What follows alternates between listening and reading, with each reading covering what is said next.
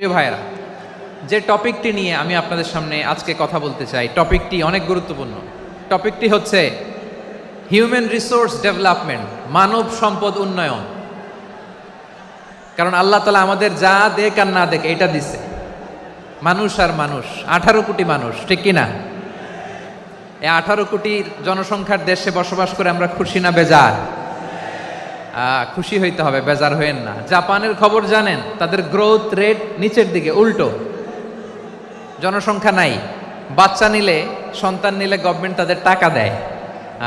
আমাদেরকে আল্লাহ তাআলা দয়া করে, মায়া করে এই সম্পদটা দিয়েছেন। এই মানব সম্পদকে যেন আমরা কাজে লাগাই, ইনশাআল্লাহ। পড়েন সবাই। হিউম্যান রিসোর্স ডেভেলপমেন্ট অনেক জনগুরুত্বপূর্ণ বিষয়, খুব সেন্সিটিভ বিষয়, বুঝতে হবে। যশোরের স্মার্ট ছেলেরা, এই যে আমি যাদেরকে দেখতে পাচ্ছি, all are the Gen Z of Jashore. Gen Z, ওরা স্মার্ট, ওরা ইশারা ইঙ্গিতে কাজ করে। এই যে পুরো গদি উল্টায় দিছে, ঠিক কিনা? 24-এর ছাত্র নাগরিক অভ্যুত্থান আমাদের দেখিয়ে দিচ্ছে কিভাবে চোখের ইশারায় গদি উল্টে দিতে হয়। তো এই জেনজিদের নিয়ে বসেছে, ওরা তো স্মার্ট, ওরা ডিস্টার্ব করবে না। মেহরবানি করে আমার সাথে কানেক্ট করো, 1 to 1, brain to brain, eye to eye contact করো আমার সাথে। তাকাও, কষ্ট হলো আমার দিকে তাকাও, আওয়াজ করা যাবে না, আমার দিকে তাকাও। প্রিয় ভাইয়েরা,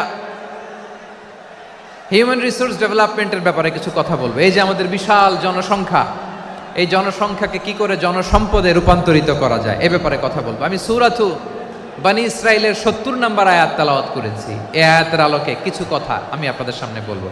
আল্লাহ তাআলা ইরশাদ করছেন, ওয়ালাকাদ কাররামনা বনী আদম ওয়া হামালনাহুম ফিল বাররি ওয়াল বাহরি ওয়া রাযাকনাহুম মিনাত তাইয়্যিবাত ওয়া ফাদ্দালনাহুম আলা কাসীরিম মিম্মান খালাকনা তাফদীলা।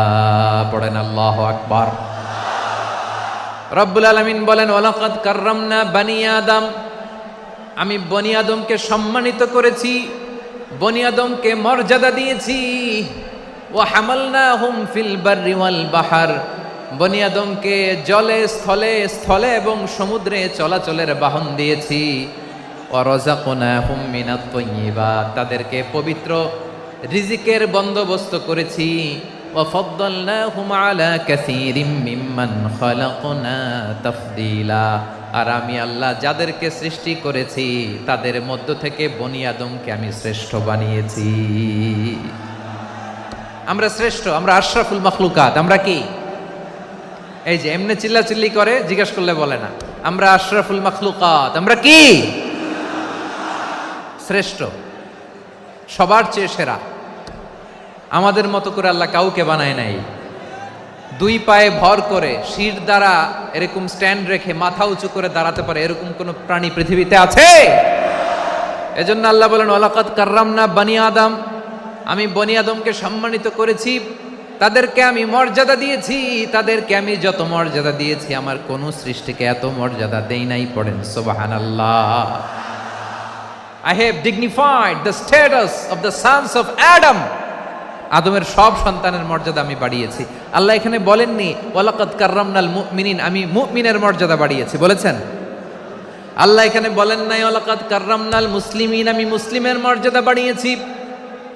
আল্লাহ বলেছেন ওয়ালাকাদ কাররামনা বনী আদম, আমি বনী আদমের সম্মান বাড়িয়েছি। হোক সে মুমিন কিংবা কাফের, মুসলিম কিংবা মুশরিক, আস্তিক কিংবা নাস্তিক, আরব কিংবা অনারব, যেই হোক না কেন, আদম সন্তান সবগুলার মর্যাদা বাড়ায় দিয়েছে কে?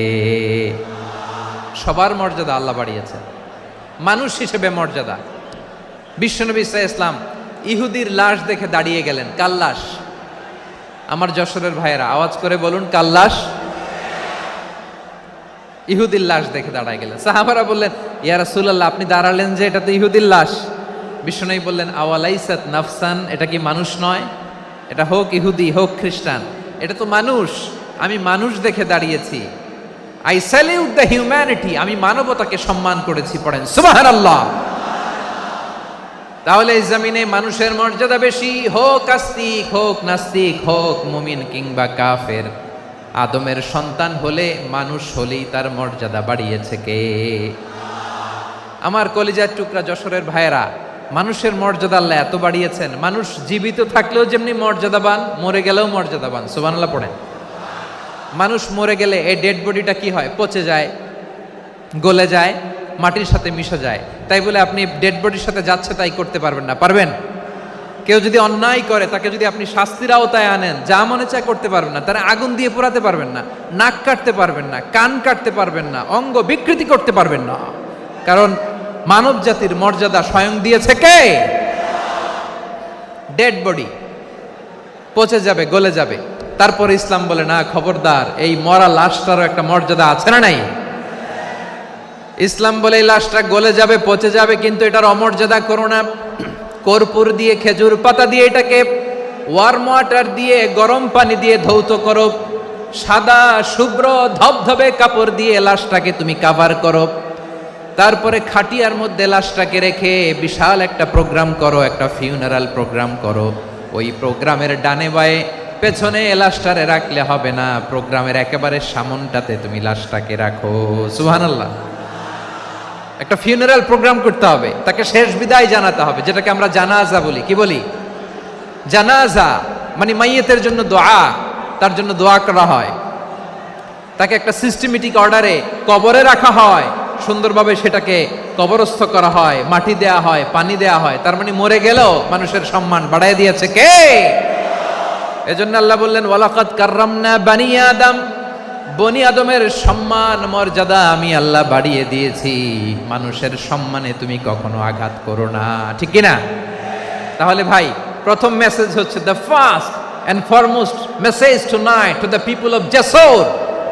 আল্লাহ বলেন, I have dignified the status of son of Adam. আমি বনি আদম সবার মর্যাদা বাড়িয়ে দিয়েছি, হোক আস্তিক নাস্তিক, হোক কাফের কিংবা মুশরিক, তার মর্যাদা বাড়াই দিছে কে? যখন বন্যা হয়, আমরা ত্রাণ নিয়ে যাই, আমরা শুধু মুসলমানদেরকে ত্রাণ দেই নাকি? হ্যাঁ, আমরা মুসলমানকেও দেই, অমুসলমানকেও দেই, হিন্দুকেও দেই, বৌদ্ধকেও দেই। যেখানেই মানবতা বিপন্ন, সেখানে ইসলামের হেল্পিং হ্যান্ড আছে না নাই? সুবহানাল্লাহ। কি দিন আমরা পেয়েছি, কি বিধান আমরা পেয়েছি। ওয়ালাকাদ কাররামনা বানি আদম, আমি বনি আদমকে সম্মানিত করেছি। এরপর আল্লাহ বললেন, ওয়া হামালনাহুম ফিল বাররি ওয়াল বাহর, মানুষকে স্থলে এবং সমুদ্রে চলাচলের বাহন আমি দিয়েছি। স্থলে কিভাবে চলবে, জলে কিভাবে চলবে, এই বাহনের ব্যবস্থা করেছে কে? এই জেনজি, এই সামড়া, ইরাম করতেছো কিসের জন্য? হ্যাঁ, ইরাম করলে চলবি?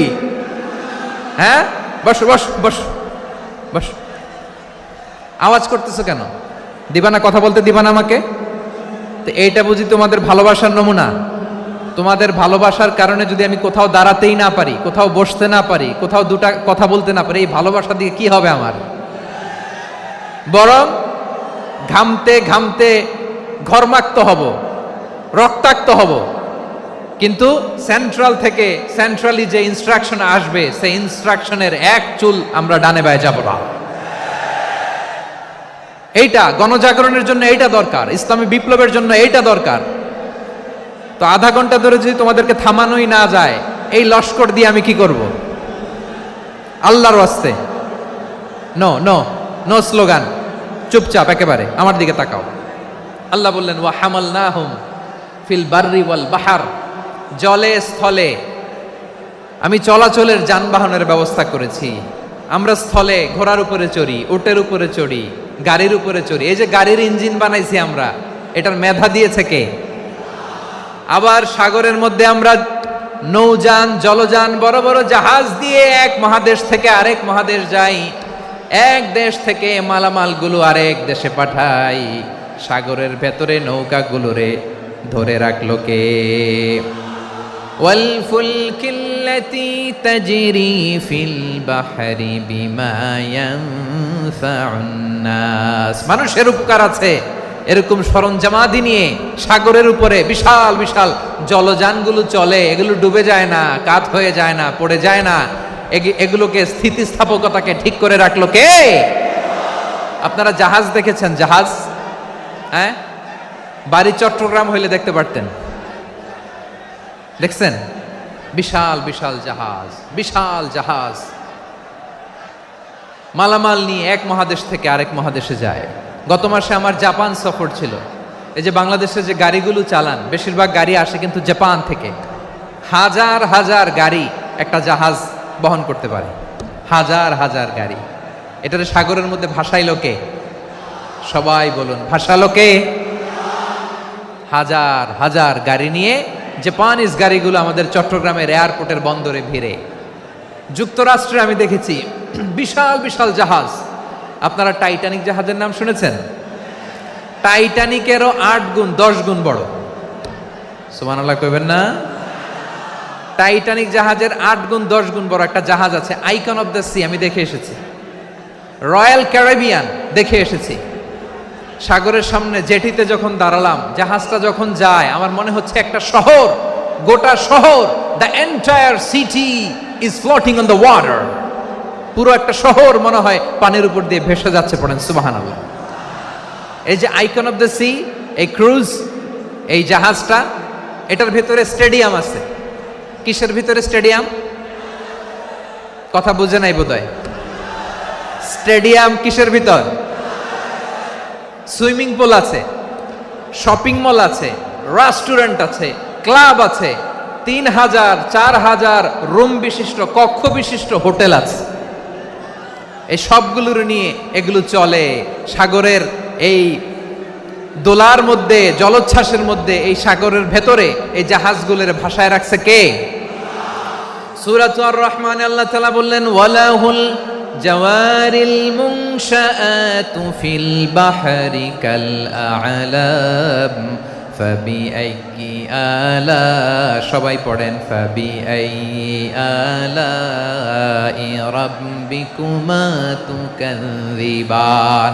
পাহাড় সম বড় বড় জাহাজগুলো মাল বোঝাই করে সাগরের মধ্যে ভেসে বেড়ায়। এগুলো দিয়ে মালামাল বহন করা যায়। মানুষরা এক দেশ থেকে আরেক দেশে যায়। এই জাহাজগুলোর সাগরের ভেতরে ভাসায় রাখলো কে?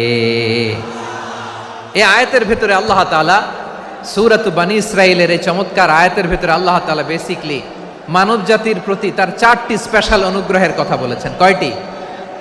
2টা বলে ফেলছি। 1 নাম্বার, ওয়ালাকাদ কাররামনা বানি আদম, আমি বনি আদমের সম্মান বাড়াইছি। নাকি মুসলমানদের? নাকি মুসল্লিদের? কার সম্মান বাড়িয়েছি? বনি আদমের। তাহলে human dignity, the first part of the verse talks about the human dignity.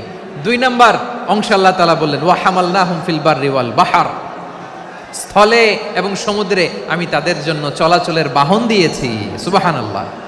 তার মানে smooth movement on land and sea, জলে এবং স্থলে যাতে আমরা স্মুথলি মুভ করতে পারি আল্লাহ তাআলা দিয়েছেন। 3 নম্বরে আল্লাহ তাআলা বললেন, ওয়া রাযাকনাহুম মিনাত তাইয়্যিবাত, মানুষের জন্য আমি পবিত্র রিজিকের ব্যবস্থা করেছি। জলে এবং স্থলে যত প্রাণী আছে সবগুলা প্রাণীকে রিজিক দেয় কে? আমাদেরকে রিজিক দেয় কে? সাগরের মাছগুলোকে, বড় বড় তিমি মাছগুলোরে রিজিক দেয় কে? বাতাসের মধ্যে ভেসে বেড়ানো বড় বড় পাখিগুলো, স্ক্যান্ডিনেভিয়ান কান্ট্রি থেকে লক্ষ লক্ষ কোটি কোটি পাখিগুলো যে এক দেশ থেকে আরেক দেশে ট্রান্সফার হয়, এগুলোর রিজিক দেয় কে? রব্বুল আলামিন বলেন, ওয়ামা মিন দাব্বাতিন ফিল আরদি ইল্লা আলাল্লাহি রিজকুহা ওয়া ইয়ালামু মুস্তাকাররাহা ওয়া মুস্তাওদাআহা কুল্লুম ফি কিতাবিম মুবিন। আল্লাহু আকবার। রব্বুল আলামিন বলেন, ভূপৃষ্ঠে বিচরণশীল যত প্রাণী আছে সব প্রাণীগুলোকে আমি আল্লাহ আমার নিজের কুদরতে রিজিকের বন্দোবস্ত করি। এই প্রাণীগুলো কোথায় থাকে, কোথায় যায়, সব জায়গায় আমি রিজিক পৌঁছে দেই। রিজিক কেউ দিতে পারে না, রিজিকের মালিক কে? রিজিকের মালিক তিনি আল্লাহ। এজন্য আল্লাহ তাআলা বললেন, ওয়া রাযাকনাহুম মিনাত তাইয়্যিবাত। এরপর আল্লাহ বললেন, ওয়া ফাদ্দালনাহুম আলা কাসীরিম মিম্মান খালাকনা তাফদীলা। আমি যত প্রাণী সৃষ্টি করেছি সকল প্রাণীর মধ্যে মানুষের মর্যাদা শ্রেষ্ঠত্ব আমি দিয়েছি। সুবহানাল্লাহ পড়েন। তাহলে এক নম্বরে আল্লাহ বললেন আমি বনি আদমের মর্যাদা বাড়ালাম। এরপরে বললেন স্থলে এবং সমুদ্রে চলাচলের জন্য যানবাহন দিলাম। 3 নম্বরে আল্লাহ বললেন পবিত্র রিজিকের ব্যবস্থা করে দিলাম। এরপরে আল্লাহ বললেন যত প্রাণী আছে সৃষ্টি আছে সবগুলার উপরে আমি মানুষকে শ্রেষ্ঠত্ব দিলাম। সুবহানাল্লাহ। তাহলে সবচেয়ে বেশি শ্রেষ্ঠত্ব মানুষের। কার? মানুষের। শুধু তাই নয় প্রিয় ভাইরা, আকাশ এবং জমিনে যা কিছু আছে সবকিছু মানুষের জন্য, মানুষের কল্যাণে, মানুষের প্রয়োজনে, মানুষের বশীভূত করে সৃষ্টি করেছেন কে?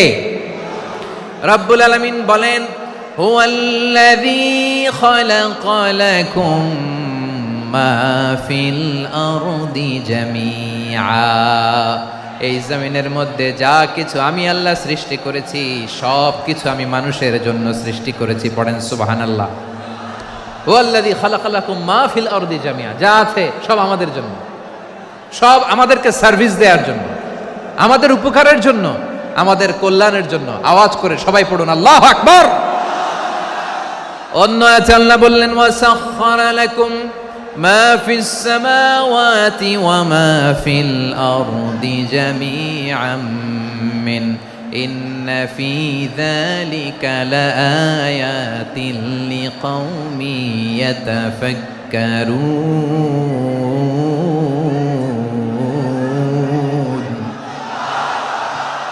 প্রথমে আয়াতে আল্লাহ বললেন জমিনে যা আছে সব তোমাদের কল্যাণে আমি সৃষ্টি করলাম।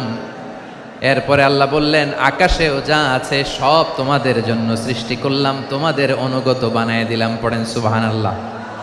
মানুষের কি ব্রেইন দেখেন, মানুষ জমিন ছেড়ে আকাশে চলে যায়। পাখি দেখে মানুষের শখ হলো পাখি যেহেতু উঠতে পারে আমরাও পারবো। অরবিল রাইট, উইলবার রাইট, 2 ভাই মিলে আঁকাঝোঁকা করতে করতে করতে করতে প্লেন বানায় ফেললো। কোন সুবহানাল্লাহ। এখন পাখিও ওরে, আমরাও ওরি। এরপরেই মানুষের কৌতূহল থামে না এখানে। মানুষ চলে গিয়েছে চাঁদে। কোথায় গেছে? এখন কিন্তু চাঁদে জমি বিক্রি হয় জানেন। পৃথিবী নিয়ে মারামারি শেষ।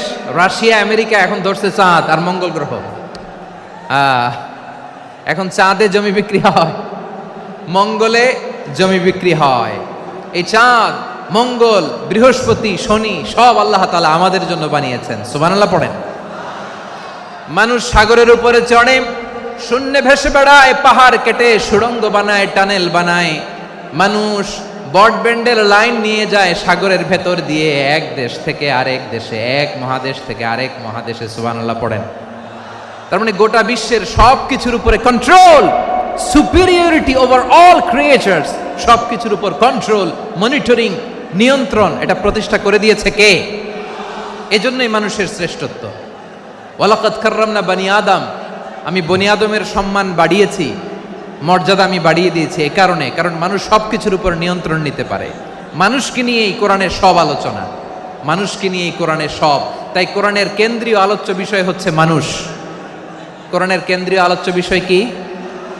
যশোরের ভাইয়েরা বুঝে থাকলে সবাই বলবেন কোরআনের কেন্দ্রীয় আলোচ্য বিষয় কি? এই যে আমি মূল আলোচনায় যাচ্ছি এখন। কেন মানুষ কোরআনের কেন্দ্রীয় আলোচ্য বিষয়? এই যে ভাইয়েরা, এই যে হাত জোর করে, এই যে Jessore Gen Z, the smart people of Jessore, হাত জোর করে বলতেছে, হাত জোর করে তোদের কাছে আল্লাহর দোহাই লাগে, স্টপ স্টপ। শুরুতে একবার বলেছে জায়গা না হলে আস্তে আস্তে ধাক্কা দিবা, সামনে না পিছনে দিয়ে দিয়ে বেরোয় চলে যাও। এলইডিতে দেখো, এই যে এই যে আল্লাহর ওয়াস্তে জায়গা না হলে ওদিকে যাও। কোরআনের মাহফিলে বিশৃঙ্খলা, এটা কাফিরদের আলামত। কাফিররা শীষ দিত, শীষ। বিশ্বনবী কোরআনের তাফসির করলে কাফিররা শীষ দিত আর ক্ল্যাপিং করত, হুইসেল অ্যান্ড ক্ল্যাপিং।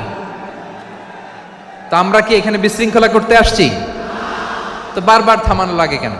কোনো আওয়াজ হবে না, বললাম তো স্টপ।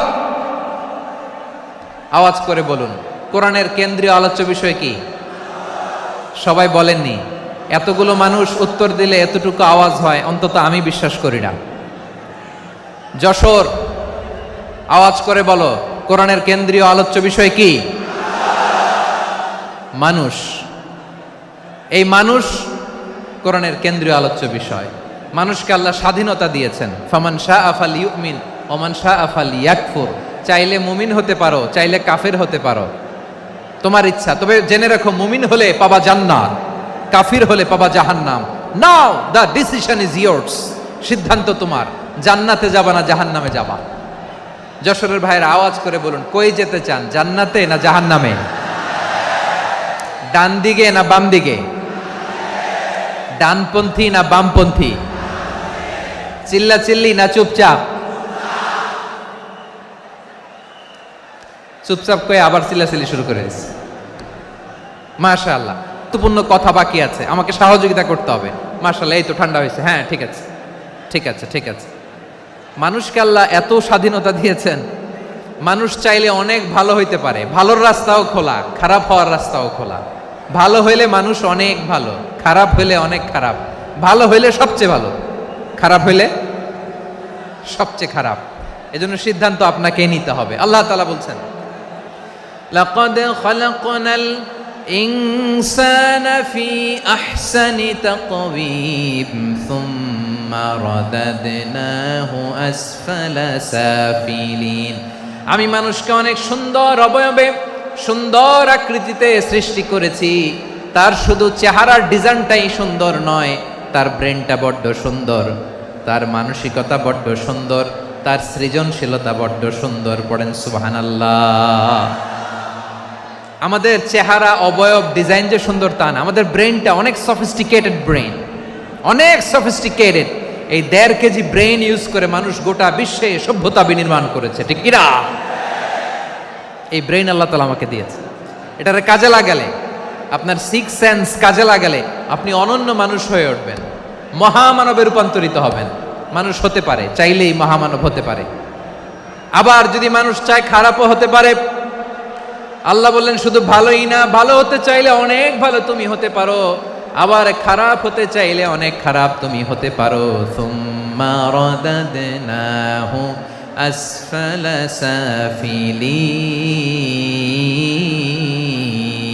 সাফিলিন। খারাপ হলে একেবারে খারাপ হতে পারো, নিকৃষ্ট হলে একেবারে নিকৃষ্ট হতে পারো, ভালো হলেও ভালো হতে পারো। কোন সুবহানাল্লাহ। এবার আওয়াজ করে বলুন, ভালো হতে চাই না খারাপ? শ্রেষ্ঠ না নিকৃষ্ট? মানুষ ভালো হলে মানুষ ফেরেশতার চেয়েও ভালো, মানুষ খারাপ হলে সে পশুর চেয়েও খারাপ। কথা ঠিক কিনা বলেন? ভালো হলে ফেরেশতার চেয়েও ভালো, খারাপ হলে পশুর চেয়েও নিকৃষ্ট।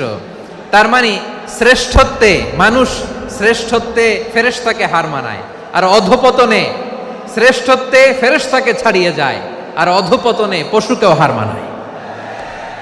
আই রিপিট, আমি আবারও বলছি, মানুষ শ্রেষ্ঠত্বে ফেরেশতাকে ছাড়িয়ে যায়, আর অধপতনে সে পশুকেও হার মানায়। আওয়াজ করে বলতে হবে, ঠিক কিনা? এটার প্রমাণ কি? মানুষ শ্রেষ্ঠ হইলে যে ফেরেশতার চেয়েও সেরা, তার প্রমাণ কি? আল্লাহ তাআলা বলছেন, ওয়া ইয কুলনা লিল মালাইকাতি ইসজুদু লি আদম ফাসাজাদু ইল্লা ইবলিস আবা ওয়াস্তাকবারা ওয়া কানা মিনাল কাফিরিন। আল্লাহ বলেন, স্মরণ করো সে সময়ের কথা যখন আমি ফেরেশতাদেরকে বললাম, ও ফেরেশতারা আদমকে সেজদা দাও। সব ফেরেশতারা সম্মান সূচক সেজদা আদমকে দিল। তারা আদমের জন্য সেজদায় লুটিয়ে পড়লো, একজন ছাড়া, তার নাম ইবলিস। আওয়াজ করে বলেন, তার নাম কি? সে অহংকার প্রদর্শন করলো, সে কাফের হয়ে গেল। বাকি সব ফেরেশতারা সেজদা দিল। সুবহানাল্লাহ। আবার আদম আলাইহিস সালামকে আল্লাহ জিজ্ঞেস করলেন, সব বলে দিল উত্তর, কিন্তু ফেরেশতাদেরকে একই প্রশ্ন জিজ্ঞেস করলেন, তারা উত্তর করতে পারে নাই। তার মানে এর মধ্য দিয়ে প্রমাণিত হয়, মানুষ ভালো হলে ফেরেশতার চেয়েও ভালো, ফেরেশতার চেয়েও মানুষের মর্যাদা বাড়িয়ে দিয়েছে কে? সব নূরের ফেরেশতা যখন মাটির আদমকে সেজদা দেয়, এটা প্রমাণ করে ফেরেশতার চেয়েও মানুষের মর্যাদা বাড়িয়ে দিয়েছে কে? তুমি মাটির আদমকে প্রথম সৃষ্টি করিয়া ঘোষণা করিয়া দিলে শ্রেষ্ঠ বলিয়া, তাই তো নূরের ফেরেশতা করে আদমকে সেজদা। ঠিক কিনা বলেন? তাই তো নূরের ফেরেশতা করে আদমকে সেজদা, সবার চেয়ে সম্মান দিলে মাটির আদমকে। আল্লাহু আল্লাহু তুমি জাল্লে জালালুহু, শেষ করা তো যায় না গে তোমার গুণগান। পড়েন না, পড়েন। আল্লাহু আল্লাহু তুমি জাল্লে জালালুহু, শেষ করা তো যায় না গে তোমার গুণগান। আল্লাহু আল্লাহু আল্লাহু আকবার। আদমের মর্যাদা বেশি, মানুষের মর্যাদা বেশি, মানুষ শ্রেষ্ঠ তার প্রমাণ নূরের ফেরেশতা মাটির আদমকে সেজদা করে আওয়াজ করে বলেন ঠিক কি না? তাহলে মানুষ ভালো হলে ফেরেশতার চেয়ে ভালো, আবার মানুষ যদি খারাপ হয় সে পশুর চেয়েও খারাপ। অধপতনে পশুত্বকে হার মানায়। তার প্রমাণ কি? তার প্রমাণ হচ্ছে যশোরের ভাইরা দেখবেন পত্রিকায় নিউজ পেপারে মাঝে মাঝে এরকম দেখা যায়, এক মানুষ আরেক মানুষকে হত্যা করে 20 টুকরা করে বস্তার ভিতরে ভরেছে। আপনারা এই নিউজ পড়েন নাই না? দেখেন নাই? দেখছেন? মানুষ মানুষকে হত্যা করে কয় টুকরা? জোরে বলেন। এখানেই ক্ষান্ত হয় না, আবার কোথায় ভরছে? বস্তার ভেতরে। আচ্ছা, বুঝে থাকলে আওয়াজ করে বলেন, কোনদিন শুনছেন একটা হাতি আর একটা হাতিকে হত্যা করে 20 টুকরা করছে, এরপরে বস্তার ভিতরে ভরছে? হইছে? তাহলে দেখেন, মানুষ যদি খারাপ হয় সে পশুকেও হার মানায়। চিল্লায় বলো ঠিক কিনা? এমনও দুশ্চরিত্র মানুষ আছে যার নজর থেকে 6 মাসের ছোট্ট মেয়ে থেকে শুরু করে 80 বছরের বৃদ্ধারাও নিরাপদ নয়। পশুকেও হার মানে। মানুষের ঘর জ্বালিয়ে পুড়ে মেসাকার করে দেয়, জনপদের পর জনপদ জ্বালায় দেয়, এরকম আছে না নাই? বোমা মেরে শহরগুলো উড়িয়ে দেয়। এই যে ইসরায়েল গাজার মধ্যে যে অ্যাটাক করেছে, এরা মসজিদ মানে নাই, মসজিদে বম ফেলেছে। এরা খ্রিস্টানদের চার্চ গির্জা মানে নাই, গির্জায় বম ফেলেছে। পৃথিবীর ইতিহাসে never happened in the history of the world that someone bombed on a hospital, on a ICU center. এমন হাসপাতাল যেখানে আইসিইউর রোগীরা আছে, ওই হাসপাতালের উপরও ইসরায়েলি সৈনিকেরা বোমা মেরেছে। জোরে বলেন ঠিক কিনা? এরা মানুষ? আওয়াজ করে বলেন, এরা মানুষ না। প্রিয় ভাইয়েরা, চোখ কান নাক মুখ থাকলেই মানুষ না। যা সামনে দেখেন এগুলো সব মানুষ না, এগুলো জনসংখ্যা। এগুলো কি? সবাই বলুন, এগুলো কি? বাড়ছে জনসংখ্যা, কমছে মানুষ। বাড়ছে জনসংখ্যা, কমছে। এই দুনিয়া এখন তো আর সেই দুনিয়া নাই, মানুষ নামের মানুষ আছে দুনিয়া বোঝাই, সেই মানুষের ভিড়ে আমার আসল মানুষ নাই। ঠিক কিনা? আসল মানুষের বড্ড অভাব, আসল মানুষের বড্ড অভাব। আমার ভাইয়েরা, মানুষ খারাপ হলে পশুকেও হার মানায়। আচ্ছা, আওয়াজ করে বলেন, এই যশোরের ছেলেরা এদিক তাকাও, আওয়াজ করে বলো, যে ইসরায়েলি সোলজাররা উপর থেকে বোমা মারল তারাও মানুষ? তারাও কি? ওরাও রক্তে মাংসে মানুষ, ওদেরও পরিবার আছে। বোমা মেরে যেই মেয়েটাকে তারা অনাথ বানায়, ইয়াতিম বানায়, ও কিন্তু বাসায় ওর মেয়েটাকে রেখে আসছে। ঠিক কিনা বলেন? বম্বিং করে যে বাবাকে মেরে, স্বামীকে মেরে স্ত্রীকে বিধবা বানায়, তারও ঘরে স্ত্রী আছে। উপর থেকে বোম মেরে মানুষ মেরে দিচ্ছে, তারাও মানুষ। 1945 সালের 6 আগস্ট আমেরিকান সোলজাররা হিরোশিমায় বম মেরেছে। আমি নিজে দেখে এসেছি জাপানের হিরোশিমাতে। সকাল 8:15 মানুষ কেউ অফিসে যাচ্ছিল, কেউ খেতে খামারে কাজ করতে যাচ্ছিল। লিটল বয় নামে একটা বোম মেরেছে তারা। এই বোমের আঘাতে, পারমাণবিক এই বোমার রেডিয়েশনে আঘাতে বোম ব্লাস্ট হওয়ার পরে মুহূর্তের মধ্যে 1,40,000 নাই। উপর থেকে যারা মারতেছে এরাও মানুষ, যাদেরকে মারলো তারাও। তার মানে মানুষে মানুষে পার্থক্য আছে না? নেই? মানুষে মানুষে পার্থক্য আছে। নাক কান চোখ মুখ থাকলেই মানুষ নয়। বাড়ছে জনসংখ্যা, কমছে মানুষ। চিল্লায় বলো ঠিক কিনা? তাহলে আমরা বুঝলাম মানুষ ভালো হলে অনেক ভালো, খারাপ হলে অনেক খারাপ। ও আমার কলিজার টুকরা যশোরের ভাইয়েরা, আসুন না 3 দিন ব্যাপী এই তাফসিরুল কোরআনের ঐতিহাসিক প্রোগ্রাম থেকে আমরা সিদ্ধান্ত নেই, আমরা ভালো মানুষ হব নাকি খারাপ মানুষ হব। কলিজা থেকে, প্রাণ থেকে আওয়াজ করে সবাই বলুন, ভালো মানুষ নাকি খারাপ মানুষ? ভালো মানুষ হইতে হবে। ভালো মানুষ যারা জগৎটাকে এনলাইটেন করবে, যারা এনলাইটেন করবে, যারা সত্যের বীর সেনানী হয়ে দাঁড়াবে, যারা সত্যের পক্ষে কথা বলবে, যারা জালিমের মসনদকে ভেঙে খান খান করে দেবে, এরকম হওয়ার দরকার আছে না নাই? এরকম ভালো মানুষ আমরা হতে চাই কি চাই না? মানুষকে যত্ন নিলে মানুষ যে কত ভালো হয় আপনি কল্পনাও করতে পারবেন না।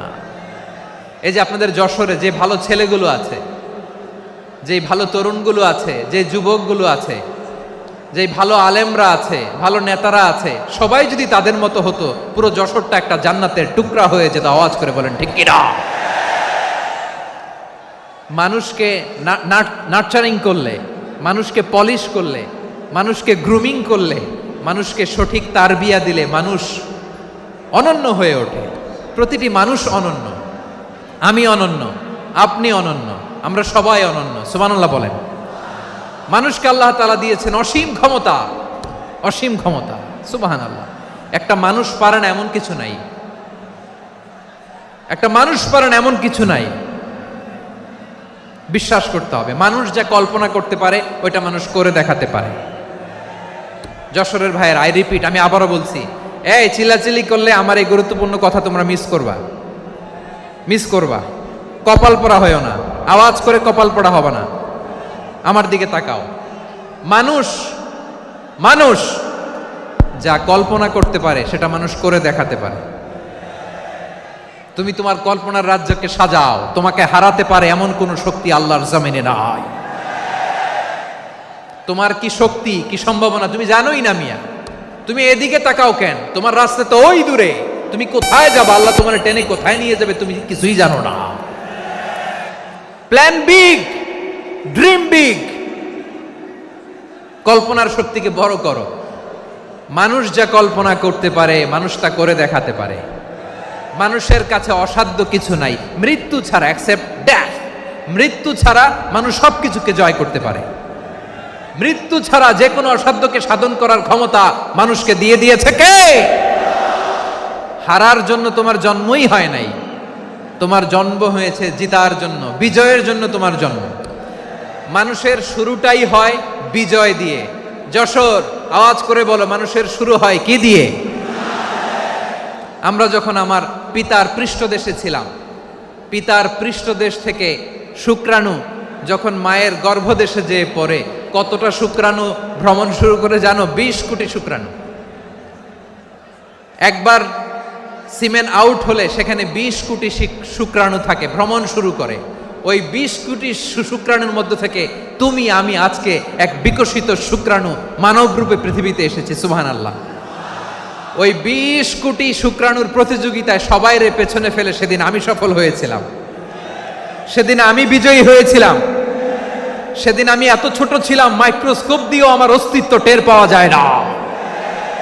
আমি এত তুচ্ছ ছিলাম, নগণ্য ছিলাম। আমার কান ছিল না, আমার চোখ ছিল না, আমার হাত ছিল না, আমার জন্য রিকমেন্ডেশন করার মতো মামু ছিল না, খালা ছিল না, কেউ ছিল না। তারপরেও ওই প্রতিযোগিতায়, ওই কম্পিটিশনে যখন আমারে কেউ হারাতে পারে নাই, আল্লাহর জমিনেও আমারে কেউ হারাতে পারে না। হারার জন্য তোমার জন্মই হয় নাই, তুমি আসছোই জিতার জন্য। সুবহানাল্লাহ। বিশ্বনবী বলেন, আন্নাসু মাআদিন কামাআদিনি যাহাবি ওয়াল ফিদ্দা খিয়ারুহুম ফিল জাহিলিয়াতি খিয়ারুহুম ফিল ইসলাম। Peoples are like mines of gold and silver. সোনার খনি, রূপার খনি, এর চেয়েও বড় খনি হচ্ছে এই মানব সম্পদের খনি। আওয়াজ করে বলেন আল্লাহু আকবার। আল্লাহ তাআলা এই সম্পদ আমাদেরকে দিয়েছে। বিশ্বনবী বলেন, মানুষ হচ্ছে খনির মতো। খিয়ারুহুম ফিল জাহিলিয়াতি খিয়ারুহুম ফিল ইসলাম। জাহিলি যুগে যারা সেরা, ইসলামেও তারা সেরা। ইদা ফাকুহু যদি তারা বুঝবান হয় তাহলে তাদেরকে সেরা বানায় দিবে কে? তাহলে মানুষের চেয়ে সেরা কেউ হতে পারে? মানুষের চেয়ে অনন্য কেউ হতে পারে? মানুষকে কেউ হারাতে পারে? আওয়াজ করে বলো, তোমাকে কেউ হারাতে পারবে? এই সাহস জাগছে আজকের আলোচনা থেকে। আমি তুমি অনন্য, আমাকে তোমাকে হারায় দেওয়া এত সহজ না, ঠিক কিনা? একটা কথা জীবনের সাথে সেট করে নিতে হবে, আমি জিতি নয় শিখি, আমি কখনো হারি না। জীবনের সাথে সেট করে নাও, জেনজি অফ জেসর, আমি কখনো হারি না, আমি হয় জিতি নয় শিখি। চিল্লায় বলো ঠিক কিনা? আমি কখনো হারি না, আমার হারানো এত সোজা না। কি সাহস জাগছে? বুকে সাহস জাগছে? তাকবীর পড়ো, লিল্লাহে তাকবীর। তাহলে বিশ্বনবী বললেন নাসু মাআদেন, মানুষ হচ্ছে খনি। এই ধাক্কা ধাক্কি আমি জানি এগুলো ভালোবাসার ধাক্কা ধাক্কি, এজন্য আমি সহ্য করে নেই। এগুলো যে ভালোবাসার ধাক্কা ধাক্কি এটা আমরা বুঝি। পৃথিবীর কোনো আইন, সিকিউরিটি প্রটোকল দিয়ে এটারে মানানো যাবে না, কারণ এটা তো ভালোবাসা, লাভ। লাভ কোনো আইন কানুন দিয়ে বাধা যায় না, মানানো যায় না, ঠিক কিনা বলো?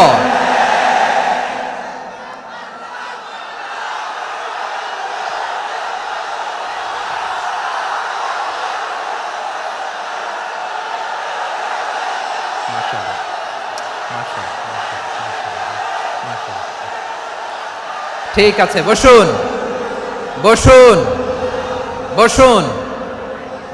আল নাসু মাআদেন, মানুষ হচ্ছে খনি, এই খনির যত্ন নিতে হবে। আমার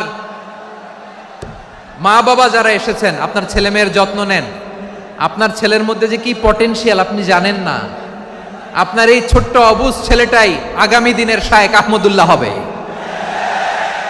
আপনার হেফজখানায় পড়া ওই ছোট্ট ছেলেটাই আগামী দিনের আল্লামা মামুনুল হক হবে।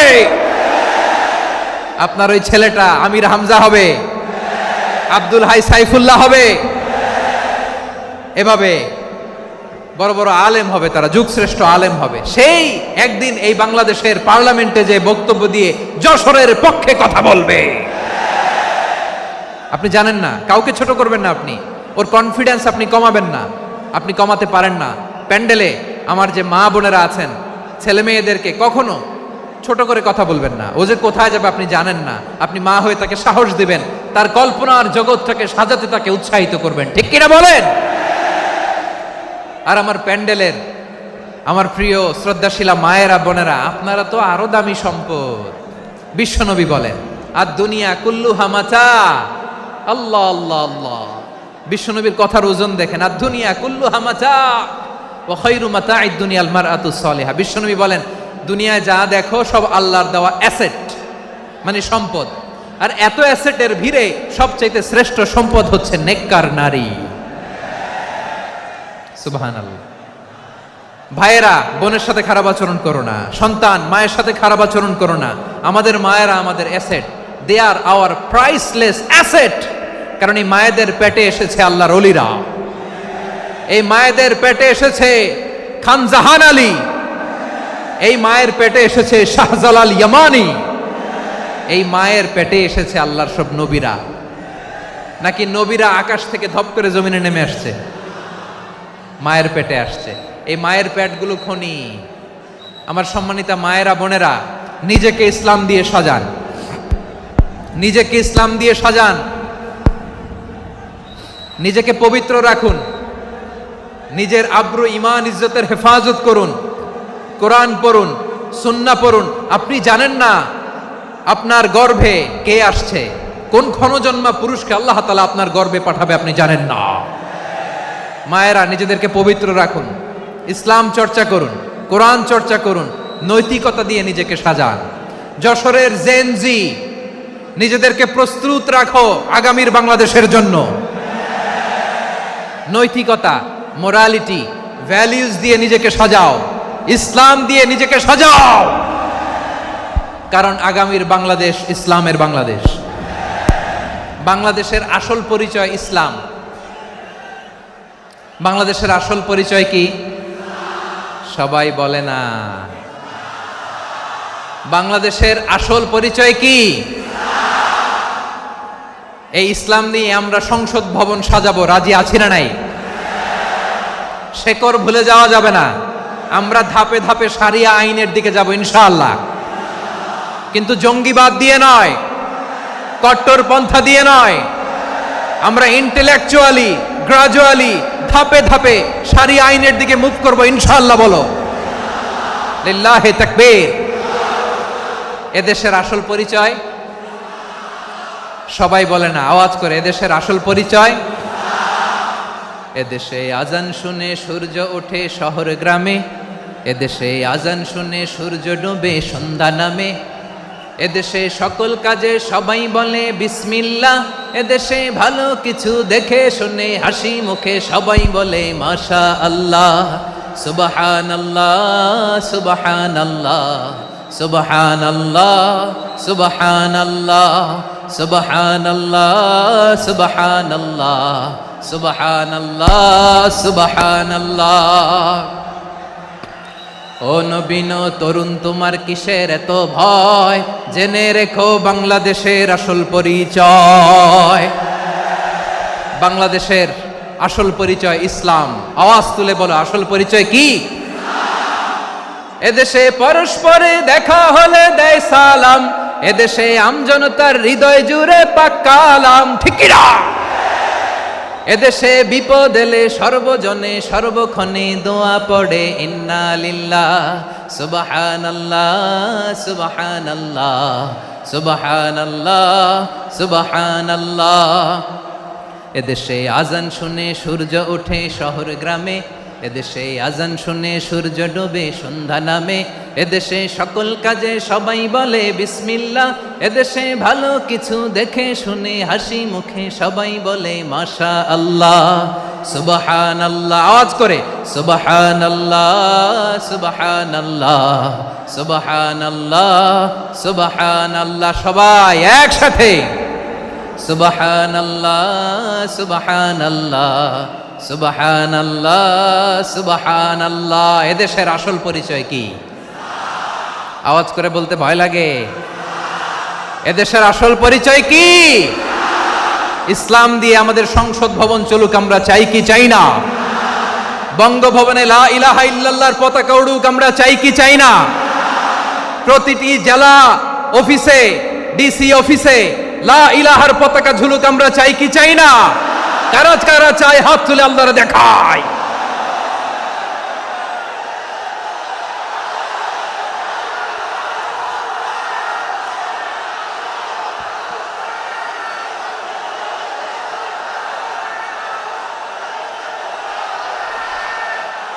মাশাআল্লাহ মাশাআল্লাহ মাশাআল্লাহ মাশাআল্লাহ। যশোর, আওয়াজ করে বলো, ভালো মানুষ না খারাপ মানুষ? বুঝে বলছো তো? মানুষ ভালো হলে যে কত ভালো। এই মানুষকে যত্ন নিলে, মানুষকে মানুষ বানালে যে সে কি হতে পারে শুনবা? হ্যাঁ, নাকি মোনাজাত দিয়ে দিব? শুনবা? তাহলে থামতে হবে। থামো, আমি যখন বলবো থামো থামো, তাকবীরের সময় দিলে তাকবীর। থামো থামো। মানুষকে যত্ন নিলে, এই এদিকে এদিকে, ড্রোন নামায় ফেলো। হয়েছে, ড্রোনের ফুটেজ হয়ে গেছে, এবার ড্রোন নামায় ফেলো। আমার দিকে তাকাও। মানুষকে, তোমরা এদিক সেদিক তাকালে তো গুরুত্বপূর্ণ পয়েন্ট মিস হয়ে যাবে। এদিকে এদিকে, হ্যাঁ মাস ঠিক আছে, এদিকে। মানুষকে যত্ন নিলে মানুষের মধ্যে যে আল্লাহ কি পটেনশিয়াল রেখেছে। আমি জাপানের দুইটা উদাহরণ দেই। জাপানের, এই এই এভাবে এভাবে হবে, হয় বসো নয় পেছনে, কথা নাই, কথা তো বলাই যাবে না, হারাম কথা বলা। আজকে একেবারে চুপ, আজকের জন্য হারাম করে দিছে আমি, এই কিছু সময়ের জন্য একেবারে নিষিদ্ধ। জাপানের দুইটা উদাহরণ দেই, খেয়াল করে একটু শুনেন, বুঝবেন। আল্লাহ, 2022 সালে জাপানের সাথে জার্মানির খেলা, ফিফা ওয়ার্ল্ড কাপ 2022। এক পক্ষে জাপান, আরেক পক্ষে কোন দেশ? কথা শোনে নাই। এক পক্ষে কোন দেশ? আরেক পক্ষে সবাই। এক পক্ষে আরেক পক্ষে। ওই খেলায় জিতেছিল জাপান, জিতেছিল 22 সালের এই ফিফা ওয়ার্ল্ড কাপে। জাপান ফুটবল খেলায় জিতে as a part of their celebration তারা খেলার পরে পুরো স্টেডিয়ামটারে ক্লিন করে, the fan base of Japan, lakh lakh মানুষ খেলা দেখতে যায়, তো এত ডাস্টবিনও তো নাই, তো যারা ডাস্টবিনে জায়গা পায় নাই তারা এই যে চকলেটের প্যাকেট, পানির বোতল, চিপসের প্যাকেট তারা এদিকে সেদিকে রেখে দিয়েছে। জাপানের ভক্তরা, জাপানের ফলোয়াররা as a part of their celebration তারা খেলার পরে পুরো স্টেডিয়ামের সব ময়লা আবর্জনা ক্লিন করে তারপরে বিদায় নিয়েছে। তাদেরকে কি ক্লিন করার দায়িত্ব দেয়া হয়েছিল? এই যশোর, জাপানের যে ছেলেরা খেলা দেখতে গেছিল ওদেরকে কি ক্লিন করার দায়িত্ব দিছিল? তারা কি স্টেডিয়ামের পরিচ্ছন্নতা কর্মী? তাদের আকল, তাদের সিক্স সেন্স তাদেরকে বলেছে। ছোটবেলা থেকে জাপান গভর্নমেন্ট ওদেরকে এত পরিচ্ছন্নতা শেখায়, ক্লিনলিনেস অ্যাওয়ারনেস ক্যাম্পেইন করায়। ক্লাসে আমি দেখেছি, ক্লাসে নিজের বেঞ্চ নিজে মুছে, ক্লাসের মাঝখানে একটা সময় দেয়, নিজের টেবিল নিজে মুছে, নিজের ক্লাসরুমটা নিজে পরিষ্কার করে, রাস্তাঘাটে একটা ধুলা নাই, ময়লা নাই, একটা টিস্যু নাই। খেলার পরে গোটা বিশ্বকে তাক লাগিয়ে দিয়েছে। জাপানের ফ্যানরা সবার রেখে যাওয়া গার্বেজ, টিস্যু, বোতল পরিষ্কার করে তারপরে স্টেডিয়াম থেকে বিদায় নিয়েছে। আমরা কেন এমন হইতে পারলাম না? আমরা কেন এমন হইতে পারলাম না? জাপানের যারা এগুলো করছে ওদের 3টা করে চোখ না? চোখ তো 3টা, জাপানো লাগো, জাপানো লাগো, হাত তো 4টা, কান তো 6টা। হ্যাঁ, নাকি আমার মতো 2 হাত 2 কানালা মানুষ? চোখে দেখলে ওটা মানুষ না। চিন্তা করছেন? তার মানে জাপানিজদেরকে যে গ্রুমিং করে শিখানোর মাধ্যমে পরিচ্ছন্ন বানানো গেছে, ওরা যেমনি মানুষ আমরাও মানুষ। আমাদের সন্তানদেরকে শেখালে তারাও পারবে, পারবে কিনা? 2 নম্বর উদাহরণ বলি। চট্টগ্রাম ফেনীতে যারা গিয়েছেন, মেঘনা গোমতী ব্রিজ প্রকল্প নাম শুনছেন? মেঘনা একটা ব্রিজ পার হওয়া লাগে। এই মেঘনা গোমতী, এখানে 3টা ব্রিজ, কাঁচপুর সহ এই 3টা ব্রিজের নির্মাণ কাজ, রেনোভেশনের কাজ দেয়া হয়েছিল জাপানের একটা কোম্পানিকে। কাকে? জাপানের কোম্পানি। নির্মাণ শেষে 738 কোটি টাকা বেঁচে গেছিল, এটা গভর্নমেন্টের হাতে দিয়ে তারা বিদায় নিয়েছে। কত টাকা? 738 কোটি টাকা। যত প্রাক্কলিত ব্যয় নির্ধারণ করা হয়েছে সব টাকা সরকার, তৎকালীন সরকার 2019-এর সরকার, কারা ছিল তো জানেন? এই 2019-এর সরকার তাদেরকে দিয়েছে। তারা রিনোভেশন নির্মাণ শেষে 738 কোটি টাকা অতিরিক্ত বেঁচে গেছিল, এটা আবার গভর্নমেন্টের হাতে বুঝাই দিয়ে তারা বিদায় নিচ্ছে। আমরা কেন এমন হইতে পারলাম না? জাপানের ওরাও মানুষ, আমরাও মানুষ, তার মানে মানুষে মানুষে পার্থক্য আছে না নাই? আচ্ছা, জাপানের 2টা উদাহরণ দিলাম, এবার আমার দেশের 2টা উদাহরণ দিব না? বাংলাদেশের 2টা উদাহরণ দিই। 1 নম্বর উদাহরণ, গত সপ্তাহে আপনারা জানেন কক্সবাজার আমার একটা প্রোগ্রাম ছিল, তো হেলিকপ্টারে গিয়েছিলাম। ফেনী জেলা যখন পার হচ্ছি আমি দেখলাম 3টা উইন্ডমিল। উইন্ডমিল চিনেন তো? বিশাল পিলার, 3টা 4টা পাখা থাকে। বায়ু বিদ্যুৎ কেন্দ্র, বাংলাদেশের প্রথম বায়ু বিদ্যুৎ কেন্দ্র এটা। মুহুরী প্রজেক্ট বলে এটার, সম্ভবত মুহুরী প্রজেক্ট। তো সাগরের বাতাসের ঝাপটায় এটা ঘুরে এনার্জি হয়, ইলেকট্রিসিটি উৎপাদন হয়। তো আমি পাইলটকে বললাম, ভাই এগুলো থেকে কেমন ইলেকট্রিসিটি উৎপাদন হয়? কয়, হুজুর একটুও হয় না, কিছুই হয় না। কিছুই হয় না মানে? বলে, হুজুর বাংলাদেশে যত উইন্ডমিল আছে এটার পাখা একটাও ঘুরে না। আল্লাহ, বলেন কি? তাহলে এই যে কোটি কোটি টাকা ব্যয় করে যে উইন্ডমিল, কয় হুজুর ভিতরে ফিটফাট, উপরে ফিটফাট, ভিতরে সদরঘাট। তার মানে কোটি কোটি টাকা দিয়ে এই উইন্ডমিল বানায়, এখানে কিছু নাই। দুর্নীতির আড্ডাখানা, আখড়াখানা বাংলাদেশ, ঠিক কিনা বলেন? হায় রে, জাপানিজরাও মানুষ, আমরাও মানুষ। আমার এক নিকটাত্মীয় সরকারি চাকরিজীবী, উনি আমাকে বললেন, বাংলাদেশের আরেকটা উদাহরণ দেই।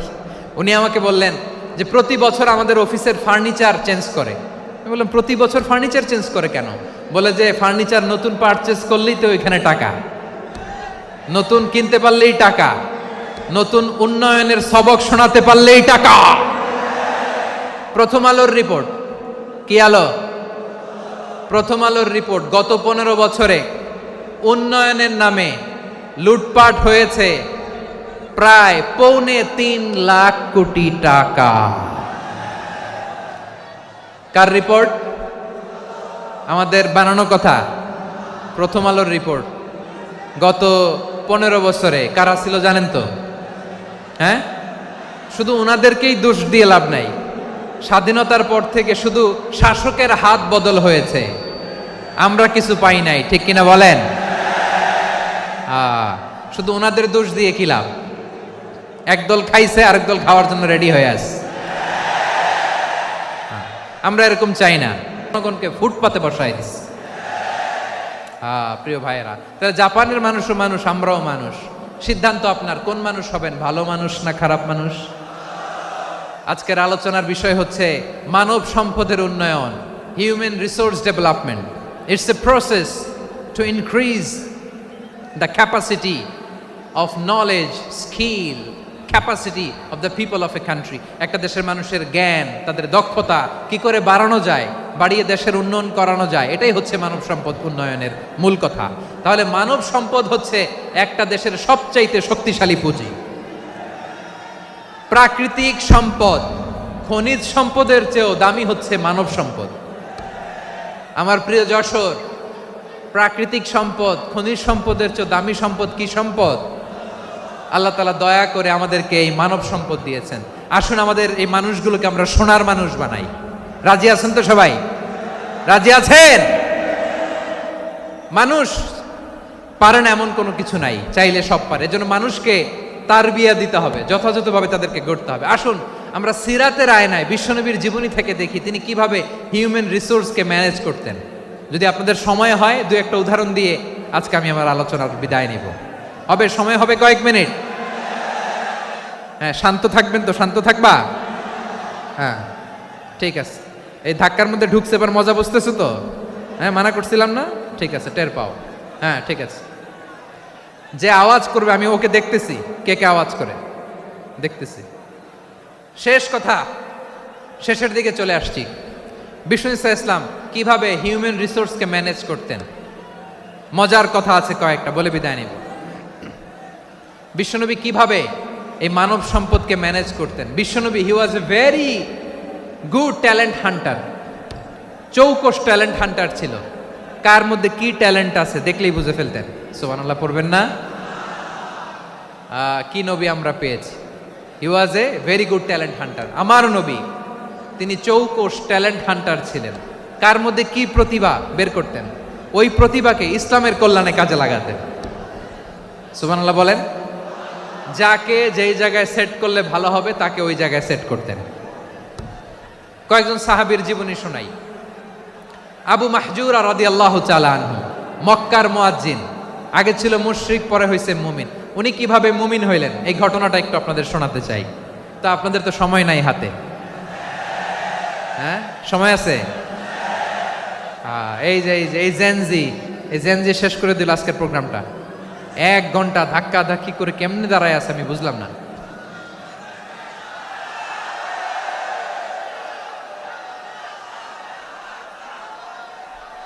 না না, তাকবির না, চুপ করতে হবে। What I need, you stop, just shut up, চুপ। হ্যাঁ, ঠিক আছে, এভাবে। আবু মাহজুরা রাদিয়াল্লাহু তাআলা আনহু কিভাবে মুসলিম হলেন, আওয়াজ করে শুনেন। হুনাইনের যুদ্ধ, 8ম হিজরি। বিষ্ণু ইসলাম হুনাইনের যুদ্ধ শেষে ফিরতেছেন, পথিমধ্যে বেলাল রাদিয়াল্লাহু তাআলা আনহু, এই যে আবার কথা, আই রে আল্লাহ রে, এখানে ধাক্কা ধাক্কি কেন? চলে যাও, পেছনে যাও, যাও পেছনে যাও। কি আজীব তামাশা! যেখানে যায় এখানে ধাক্কা ধাক্কি, মারামারি, গায়ের উপরে, কাঁধের উপরে, শাউটিং। অনেক গুরুত্বপূর্ণ কথা পয়েন্ট করে নিয়ে আসে যে বলবো, এই শাউট করার কারণে প্রোগ্রামটাই নষ্ট করে দেয়। আসছে আমার ভালোবাসা দেখাইতে, প্রোগ্রামটাই শেষ করে দিয়ে চলে যায়। স্টপ, আবার কথা বল, স্টপ। হুনাইনের যুদ্ধে 8ম হিজরি। কত হিজরি? সবাই বলেন না একটু, কত হিজরি? 8ম হিজরিতে হুনাইনের যুদ্ধে রাসূল সাল্লাল্লাহু আলাইহি ওয়াসাল্লাম ফিরে আসতেছেন মদিনায়। পথিমধ্যে বেলাল রাদিয়াল্লাহু তাআলা আনহু আযান দিচ্ছেন। কি দিচ্ছেন? তো পাশে ছিল মুশরিকদের একটা পল্লী, কিছু মুশরিক তরুণ, কিছু অমুসলিম কিশোর, তারা আজানকে ব্যঙ্গ করতেছে। আমাদের বাংলায় মুখ ভেঙ্গানো বলে আর কি। বেলাল রাদিয়াল্লাহু তাআলা আনহু আজান দিচ্ছেন, ওই বাচ্চাগুলো মুশরিক, তো ওরা আজানকে ব্যঙ্গ করতেছে, বিকৃতি করে ওরাও আজান দিচ্ছে। উদ্দেশ্য হচ্ছে আজানকে নিয়ে ঠাট্টা করা। উদ্দেশ্য কি? ঠাট্টা করা। ব্যাপারটা মনে কষ্ট পাওয়ার মতো ব্যাপার না? কিন্তু বিশ্বনবী ওইখানে দেখেন কি খুঁজলেন। বিশ্বনবী খেয়াল করলেন অমুসলিম কিশোরদের মধ্য থেকে একটা কিশোরের গলাটা বড় দরাজ গলা, কণ্ঠটা বড় সুন্দর। খেয়াল করে দেখলেন যে কিছু কিশোর বেলালের আজানকে ব্যঙ্গ করে, বিকৃতি করে, কিন্তু একজনের কণ্ঠ দেখতে পাচ্ছেন না এত দূরে, কিন্তু কণ্ঠটা বড় সুন্দর, দরাজ গলা। বিশ্বনবী সাহাবীদেরকে বললেন, ধরো এগুলারে, ধরো। সবগুলারে ধরে বিশ্বনবীর সামনে আনা হলো। ওরা হাঁটু গেড়ে বসলো। বিশ্বনবী বললেন, তোমাদের মধ্যে কে যেন ব্যঙ্গ করে আজান দিচ্ছিল, তার গলাটা বড় উঁচু, গলার বেসটা বড় মজবুত, মেলোডিয়াস, সুমধুর কণ্ঠ। কে? আবু মাহজুরা বলে, আমার বন্ধুরা সবাই আমার দিকে আঙ্গুল দেখায়, আমি পড়ে গেছি বিপদে। রাসূল সাল্লাল্লাহু আলাইহি ওয়াসাল্লাম বাকি অমুসলিম তরুণদেরকে ছেড়ে দিলেন, বললেন তোমরা যাও। এবার আবু মাহজুরারে পাইছে। আবু মাহজুরার চুলের মধ্যে হাত দিলেন বিশ্বনবী, মাথায় হাত দিয়ে বললেন, এবার আজান দাও দেখি। আবু মাহজুরা বলে, আমি তো আজান দিতে জানি না, কারণ আমি তো বেলালেরটা শুইনা দিছি, আমার তো মুখস্থ নাই, আমি তো আজান দিতে জানি না। বিশ্বনবী বললেন, জানো না? তাহলে আসো আমি তোমারে শিখাই দেই। সুবহানাল্লাহ পড়েন। আবু মাহজুরা হাঁটু গেড়ে বসে, বিশ্বনবীর মোবারক হাত আবু মাহজুরার চুলের মধ্যে। বিশ্বনবী আজানের মুআল্লিম আবু মাহজুরাকে বলতেছে, ঠিক আছে তোমারে শিখাই দিচ্ছি, আমি যা যা বলবো আমার সাথে সাথে বলো, পারবা? আবু মাহজুরা বলে, পারবো। বিশ্বনবী আজান দিচ্ছেন মাথায় হাত দিয়ে, আল্লাহু আকবার, আল্লাহু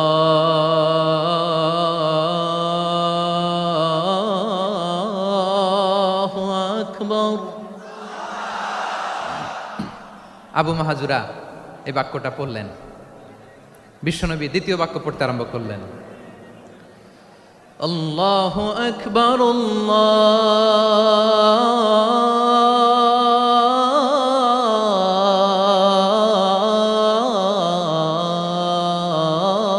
আল্লাহু আকবার। আবু মাহজুরা এই বাক্যটাও বললেন। বিশ্বনবী আবু মাহজুরার মাথার মধ্যে হাত দিয়ে তৃতীয় বাক্য পড়লেন, আশহাদু আল্লা ইলাহা ইল্লাল্লাহ,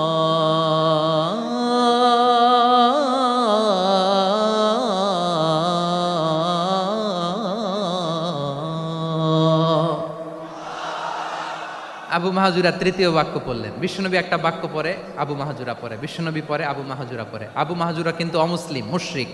আবু মাহজুরা বলে, এক একটা বাক্য পড়ি আমার কলিজাটা গলে ঠান্ডা হয়ে যায়।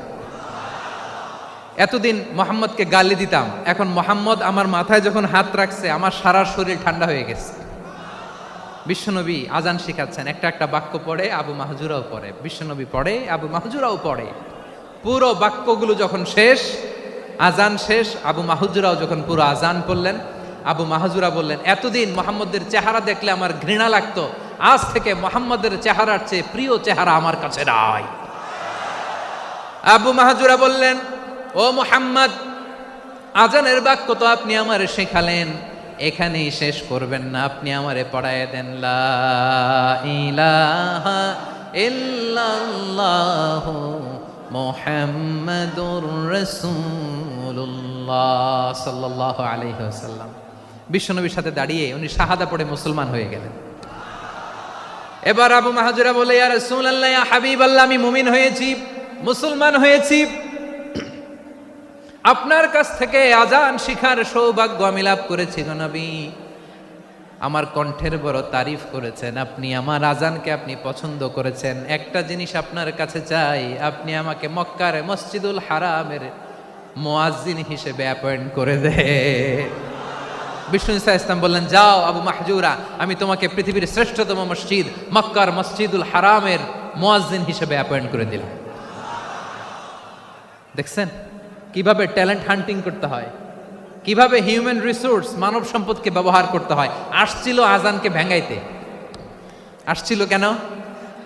আজানকে ব্যঙ্গ করার জন্য।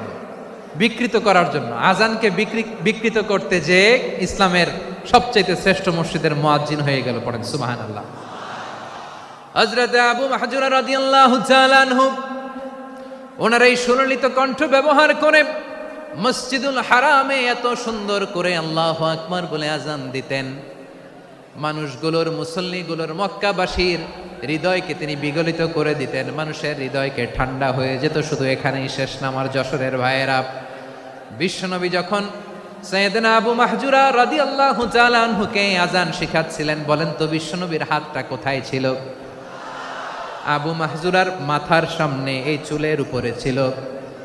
আবু মাহজুরা ওই স্মৃতিটাকে ধারণ করবার জন্য, ওই স্মৃতিকে বহন করার জন্য বিশ্বনবীর মোবারক হাত আবু মাহজুরার কপালের চুলের যেই জায়গায় লেগেছে, মৃত্যুর আগের দিন পর্যন্ত আবু মাহজুরা মাথার ওই চুলে কোনোদিন ছুরি আর কামার লাগায় নাই, সেখানে কেচি লাগায় নাই, চুলের মধ্যে খুর লাগায় নাই। আবু মাহজুরা ডান দিকের চুল কাটতো, বাম দিকের চুল কাটতো, পেছনের চুল কাটতো, সামনের চুল কাটতো না। আবু মাহজুরা রাদিয়াল্লাহু তাআলা আনহুর সামনের চুলগুলো বড় হতে হতে যখন এত বড় হয়ে যায়, তিনি চুলগুলো পেঁচিয়ে মাথার মধ্যে রাখতেন, তারপরে তিনি পাগড়ি পরতেন। সবাই জিজ্ঞেস করতো, আবু মাহজুরা এটা আবার কেমন স্টাইল? দেখতে তোমারে কি বিদঘুটে লাগে? কেমন অড লাগে? কেমন খারাপ দেখা যায়? মক্কায় এমন কোনো মানুষ তো দেখি নাই, ডানে চুল কাটে, বায়ে চুল কাটে, পেছনে চুল কাটে, সামনে কাটে না। ওরে আবু মাহজুরা, কেমন দেখা যায় তোমারে? তুমি সামনের চুল কাটো না কেন? আবু মাহজুরা বলে, আমি হাঁটু গেড়ে পেয়ারা নবীর সামনে বসেছিলাম, আমার এই মাথার চুলের মধ্যে মুবারক হাত লাগিয়ে বিশ্বনবী নিজে আমাকে আজানের প্রতিটা বাক্য শিক্ষা দিয়েছেন। বিশ্বনবীর মোবারক হাত, পবিত্র হাত আমার মাথার চুলের যেই জায়গায় লেগেছে, আমি চাই ওই চুলগুলা নিয়ে আমি আমার কবরের ভিতরে যাব। সাইয়েদনা আবু মাহজুরা রাদিয়াল্লাহু তাআলা আনহু ইন্তেকালের আগের পর্যন্ত মাথার সামনের চুলগুলা কাটে নাই, মাথার সামনের চুল তিনি কাটেন নাই। সুবহানাল্লাহ বিহামদি। কেমন ভালোবাসতেন বিশ্বনবী সাহাবীদেরকে, সাহাবারা কেমন ভালোবাসতেন বিশ্বনবীকে। সামনের চুলগুলো বড় হতে হতে এত বড় ছিল, পেঁচিয়ে রেখে পাগড়ি পরতেন, কাটতেন না। নবীর হাত লেগেছিল। সুবহানাল্লাহ পড়েন। তাহলে what is the lesson? Moral of the story কি? মোরাল অফ দ্য স্টোরি হচ্ছে, আসছিল আজানকে ব্যঙ্গ করার জন্য, বিকৃত করার জন্য, হয়ে গেল মসজিদুল হারামের মুয়াজ্জিন। দেখেন বিশ্বনবী একটা খারাপ সিচুয়েশনের মধ্যে থেকে কি ভালো জিনিস বের করে আনলেন। আমি যে শুরুতে বলেছি কিভাবে তিনি হিউম্যান রিসোর্সকে ডেভেলপ করেছেন, ম্যানেজ করেছেন। তিনি যে চৌকুশ ট্যালেন্ট হান্টার ছিল, দেখেন সবার মধ্যে থেকে এর বাছাই করে মুয়াজ্জিন বানাই দিয়েছেন। সুবহানাল্লাহ পড়েন। তার মানে এই না সবাইরে ধরে ধরে উনি মুয়াজ্জিন বানাইছেন, যার যেই ট্যালেন্ট আছে তাকে ওই কাজে অ্যাসাইন করেছেন, যার যেই প্রতিভা আছে তার প্রতিভাকে ইসলামের কাজে লাগিয়েছেন। সুবহানাল্লাহ পড়েন। যায়েদ বিন সাবিত রাদিয়াল্লাহু তাআলা আনহু নাম শুনেছেন? যশোর কথা বেরোয় না। যদি জিগায় সালমান খানের নাম শুনছেন, সবাই হাত তুলবে, জি হুজুর শুনছি, মানে সব দেখা শেষ। সালমান খান, আমির খান, অমুক খান, সব খান মুখস্থ, কিন্তু যায়েদ বিন সাবিতের নাম মুখস্থ নাই মুসলমানদের। যেই সাহাবী মাথার সামনের চুল কাটে নাই, মসজিদুল হারামের মুয়াজ্জিন বানাইছেন বিশ্বনবী, সাহাবীর নাম কি? খায়া ফেলাইস, স্লোগানের সাথে খায়া ফেলাইস। আবু মাহজুরা। কি নাম? আবু মাহজুরা আল জুমাহি রাদিয়াল্লাহু তাআলা আনহু। এই নামটা আজকে নিয়ে যাইতে হবে যশোর। আবু মাহজুরা রাদিয়াল্লাহু তাআলা আনহু। 2 নম্বরে বলছিলাম যায়েদ বিন সাবিত রাদিয়াল্লাহু তাআলা আনহু। বিশ্বনবী দেখলেন মদিনার এই আনসারী সাহাবী হাইলি ট্যালেন্টেড, ইন্টেলেকচুয়াল, মেরিটোরিয়াস, জ্ঞানের প্রতি তার আকর্ষণ, মারাত্মক আকর্ষণ। বিশ্বনবী তাকে দায়িত্ব দিলেন, কোরআন যা নাজিল হয় তুমি লিখো, কাতিবুল ওয়াহি বানায় দিলেন। সুবহানাল্লাহ। যায়েদ বিন সাবিতরে আবার আজান শিখান নাই, কারণ তার মধ্যে বিশ্বনবী প্রতিভা দেখেছেন, একাডেমিক প্রতিভা। বিশ্বনবীর একাডেমিক প্রজেক্টগুলো তিনি হ্যান্ডেল করতেন। যায়েদ বিন সাবিত ছিল বিশ্বনবীর ব্যক্তিগত সচিব। কি ছিল? ব্যক্তিগত সচিব, বোঝেন নাই? বিশ্বনবীর ব্যক্তিগত সচিব এবং দোভাষী। ইহুদিরা কিছু লিখে দিলে এটার অর্থ বিশ্বনবীরে বুঝায় দিতেন, আবার ইহুদিদের কাছে কিছু লিখতে হলে তিনি লিখে দিতেন। বিশ্বনবী একদিন বললেন, ইন্নী ওয়াল্লাহি মা আমানু ইয়াহুদা আলা কিতাব। ইহুদিরা যে চিঠি পাঠায় অর্থ তো বুঝি না, আরেক ইহুদি আইনে অর্থ করা লাগে। আবার ইহুদিদের কাছে কিছু লিখে পাঠাইতে চাইলে আমরা তো লিখতে পারি না, ইহুদিরে দিয়ে লেখা লাগে। ওরা যে পয়রা শোনায় লিখে দেয়, আমি ওদের বিশ্বাস করি না। আমার নিজের একজন লোক দরকার।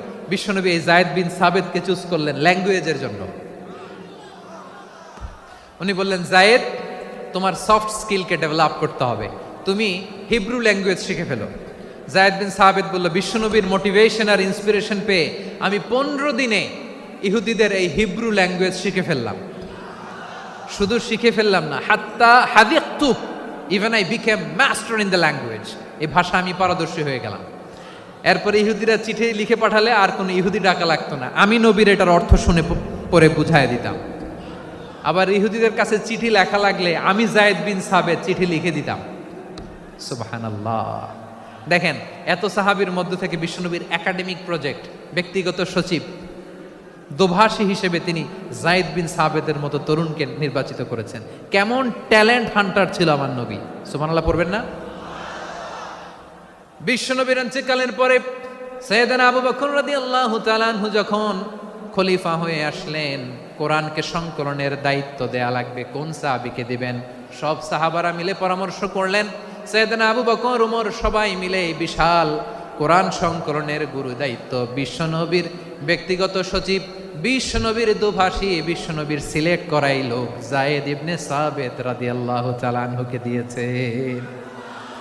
কোরআনের কবি তো আজকে এখানে রাখে নাই। এই যে আজকের যে কোরআন পড়েন, এটা আগে এরকম ছিল না। কোরআন নাজিল হলে সাহাবারা চামড়ার, ওটের চামড়ায় লিখে ফেলতো, ওটের চ্যাপ্টা হাড্ডির মধ্যে লিখে ফেলতো, গাছের গুড়ির মধ্যে লিখে ফেলতো, বিভিন্ন জনের কাছে ছড়ানো ছিটানো ছিল। আবু বকর রাদিয়াল্লাহু তাআলা আনহু একসাথে করলেন, পরবর্তীতে উসমান রাদিয়াল্লাহু তাআলা আনহু একসাথে করলেন। 114 সূরার এখন এই মুসহাফ, এই কম্পাইলেশন, এই কপি আমরা পেয়েছি, যার হিউজ কন্ট্রিবিউশন ছিল। এই পুরো কোরআন কম্পাইলেশনের প্রজেক্ট ম্যানেজার ছিল যায়েদ বিন সাবেত রাদিয়াল্লাহু তাআলা। কোরআন কম্পাইলেশনের প্রজেক্ট ম্যানেজার। দেখেন, উনারে মাথায় হাত দিয়ে আজান শিখায় নাই। সুবহানাল্লাহ কইবেন না? তাহলে প্রথম সাহাবী আবু মাহজুরাকে মুয়াজ্জিন বানাইলেন, যায়েদ বিন সাবেতকে ব্যক্তিগত সচিব আর দোভাষী বানালেন, মুসআব ইবনে উমাইর রাদিয়াল্লাহু তাআলা আনহুকে ইসলামের প্রথম অ্যাম্বাসেডর বানালেন। তাহলে তৃতীয় নাম্বার একজন সাহাবীর নাম বলছি, মুসআব ইবনে উমাইর। মুসআব কি নাম? নামটা কেমন লাগে? এই কয়েকজনের ভাল লাগে, বাকিদের ভাল লাগে না? ভাল লাগে? এই এই আর কয়েকটা মিনিট দেওয়া যাবে না আমাকে আল্লাহর রাস্তে? হ্যাঁ, ঠিক আছে। আমি তোমাদেরকে ভালোবাসা দেখাবো, দোয়া করব, যদি চুপ থাকো, একেবারে চুপ, কষ্ট সহ্য করো, বাকিরা যা সওয়াব পাবে তোমরা ডবল পাবা, যেহেতু কষ্ট বেশি, কিন্তু চুপ। 3 নম্বর সাহাবীর নাম মুসআব। এই ধাক্কাধাক্কি কেন? ধাক্কাধাক্কি কেন রে ভাই? না না না, এরকম হইলে আসবো না যশোর, আমি আর আসবো না। হয় পিছনে চলে যাও, নাহলে চুপ, ধাক্কাধাক্কি নেই। 3 নম্বর সাহাবীর নাম মুসআব। কি নাম? He was the first ambassador in Islam. ইসলামের প্রথম ডিপ্লোমাট, প্রথম কূটনৈতিক, ইসলামের প্রথম কূটনৈতিক, ইসলামের প্রথম ডিপ্লোমাট, প্রথম অ্যাম্বাসেডর মুসআব ইবনে উমাইর। মক্কার তরুণ যুবক, উনি পারফিউম লাগাইলে মানুষ দেখলেই বুঝতো এটা মুসআব লাগাইছে। এমন ড্যাশিং ফেসের ছিল, এমন স্মার্ট ড্যাশিং ফেস, এমন পার্সোনালিটির মানুষ ছিল মুসআব রাদিয়াল্লাহু তাআলা আনহু। কারণ যিনি ইসলামের স্পোকম্যান হবেন, মুখপাত্র হবেন, তার স্মার্ট হওয়ার দরকার আছে না নাই? আকাবার প্রথম শপথ যখন হলো, তাদের সাথে বিষ্ণু ঈসা ইসলাম মদিনাতে একজন মুখপাত্র পাঠালেন, ডিপ্লোমাটকে পাঠালেন, অ্যাম্বাসেডর অফ ইসলাম, তিনি হচ্ছেন মুসআব ইবনে উমাইর। পড়েন সুবহানাল্লাহ। বিশ্বনবী দেখলেন সে অনেক স্মার্ট, তার ডেডিকেশন আছে, সিনসিয়ারিটি আছে, এবং মদিনায় যে আউস খাজরাজ গোত্রের নেতাদের সাথে ডিল করতে হবে, ইহুদিদের সাথে ডিল করতে হবে, ওখানে একজন পাক্কা জানু খেলোয়াড়ের দরকার আছে না নাই? মুসআব ইবনে উমাইর রাদিয়াল্লাহু তাআলা আনহু, ওনাকে বিষ্ণু নবী সাল্লাল্লাহু আলাইহি ওয়াসাল্লাম চুজ করলেন। এবং বিষ্ণু নবী সাল্লাল্লাহু আলাইহি ওয়াসাল্লামের এই চুজিংটা, এই সিলেকশনটা এত সুন্দর ছিল, তিনি মদিনাতে যে বিশ্বনবী আসার আগেই মদিনার জমিনকে তিনি উর্বর করে ফেলছেন। প্রতিটা ঘরে ঘরে কালিমার দাওয়াত তিনি পৌঁছায় দিয়েছেন। জুমার বিধান নাজিল হয়েছে, কিন্তু মক্কায় পরিবেশ নাই জুমা পালনের। বিষ্ণু নবী সাল্লাল্লাহু আলাইহি ওয়াসাল্লাম একজনকে দিয়ে খবর পাঠালেন, যাও মদিনায় মুসাবকে যে বলো, মুসাব তো আমার শিক্ষক, আমার স্পোকম্যান, মদিনাতে যেন তারা জুমা কায়েম করে।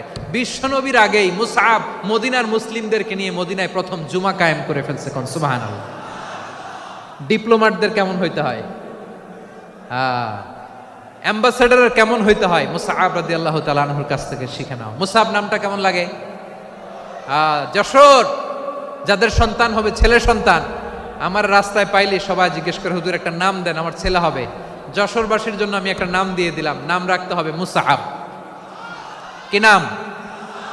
নামটা যাদের ভাল লাগে, ছেলে সন্তান অনাগত আসবে, মনে চাইলে নাম রেখে দিবেন মুসআব রাদিয়াল্লাহু তাআলা আনহুর নামে মুসআব।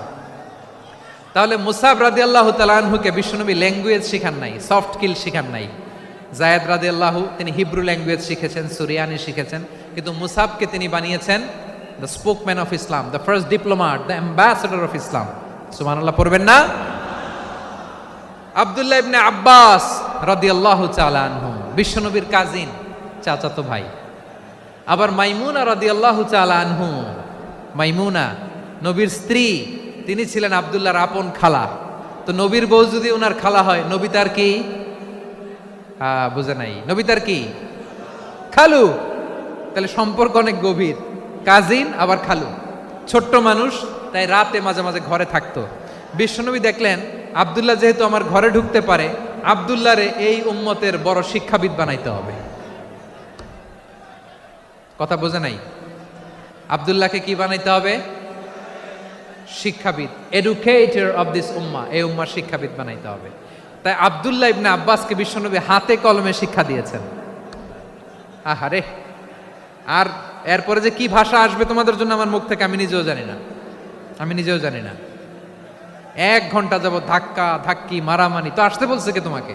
পেছনে চলে যাও, জায়গা না পেলে। পুরো প্রোগ্রামটাই নষ্ট করে দিল।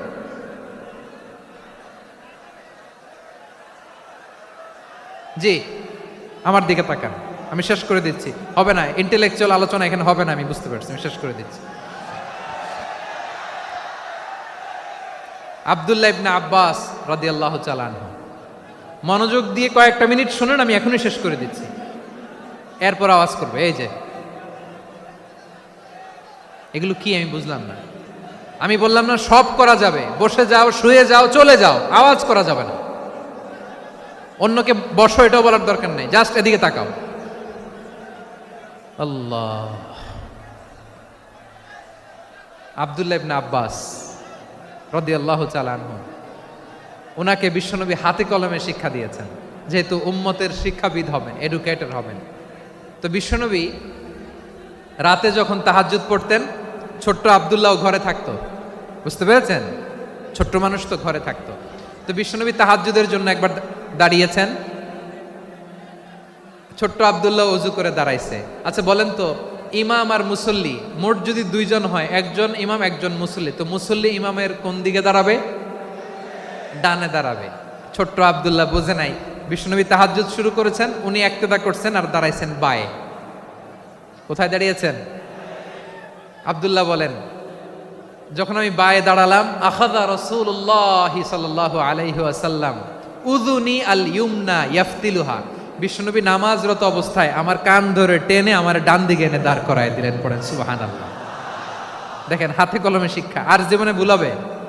কথা কয় না, আর ভুল হবে? আর ভুল হবে না। এভাবে বিশ্বনবীর অনেক সঙ্গ পেয়েছেন, সফর করেছেন, একই বাহনে বসেছেন, এক বাহনে বসে লম্বা নসিহত করেছেন, বলেছেন, ইয়া গোলাম ইহফাজিল্লাহ ইয়াহফাজকা, ইহফাজিল্লাহ তাজিদহু তুজাহাক, ইযা সাআলতা ফাসআলিল্লাহ ওয়া ইযা ইসতাআনতা ফাসতাইন বিল্লাহ। আল্লাহর বিধান মানো, আল্লাহর বিধান রক্ষা করো, আল্লাহ তোমায় রক্ষা করবে। আব্দুল্লাহ, চাইতে হলে আল্লাহর কাছে চাও, সাহায্য চাইতে হলে আল্লাহর কাছে সাহায্য চাও। মনে রাখো, গোটা বিশ্বের সবাই যদি তোমার সাহায্য করতে চায়, ততটুকুই করতে পারবে যতটুকু আল্লাহ তোমার নসিবে রেখেছে। গোটা বিশ্ব যদি তোমার বিরুদ্ধে ষড়যন্ত্রে দাঁড়িয়ে যায়, ক্ষতি ততটুকু করতে পারবে যতটুকু তোমার জন্য বরাদ্দ আছে, এর বাইরে কিছু করতে পারবে না। আওয়াজ করে বলেন ঠিক কিনা? এভাবে হাতে কলমে শিখিয়েছেন, বিশ্বনবীর সঙ্গ পেয়েছেন। ওনাকে বিষ্ণু ইসলাম শিক্ষাবিদ, এডুকেটর অফ দিস উম্মাহ হিসেবে সিলেক্ট করেছেন, হাতে কলমে শিখিয়েছেন। বিশ্বনবী একবার প্রকৃতির ডাকে সাড়া দিয়ে এসেছেন, এখন কি করতে হবে? নামাজের জন্য অজু করতে হবে।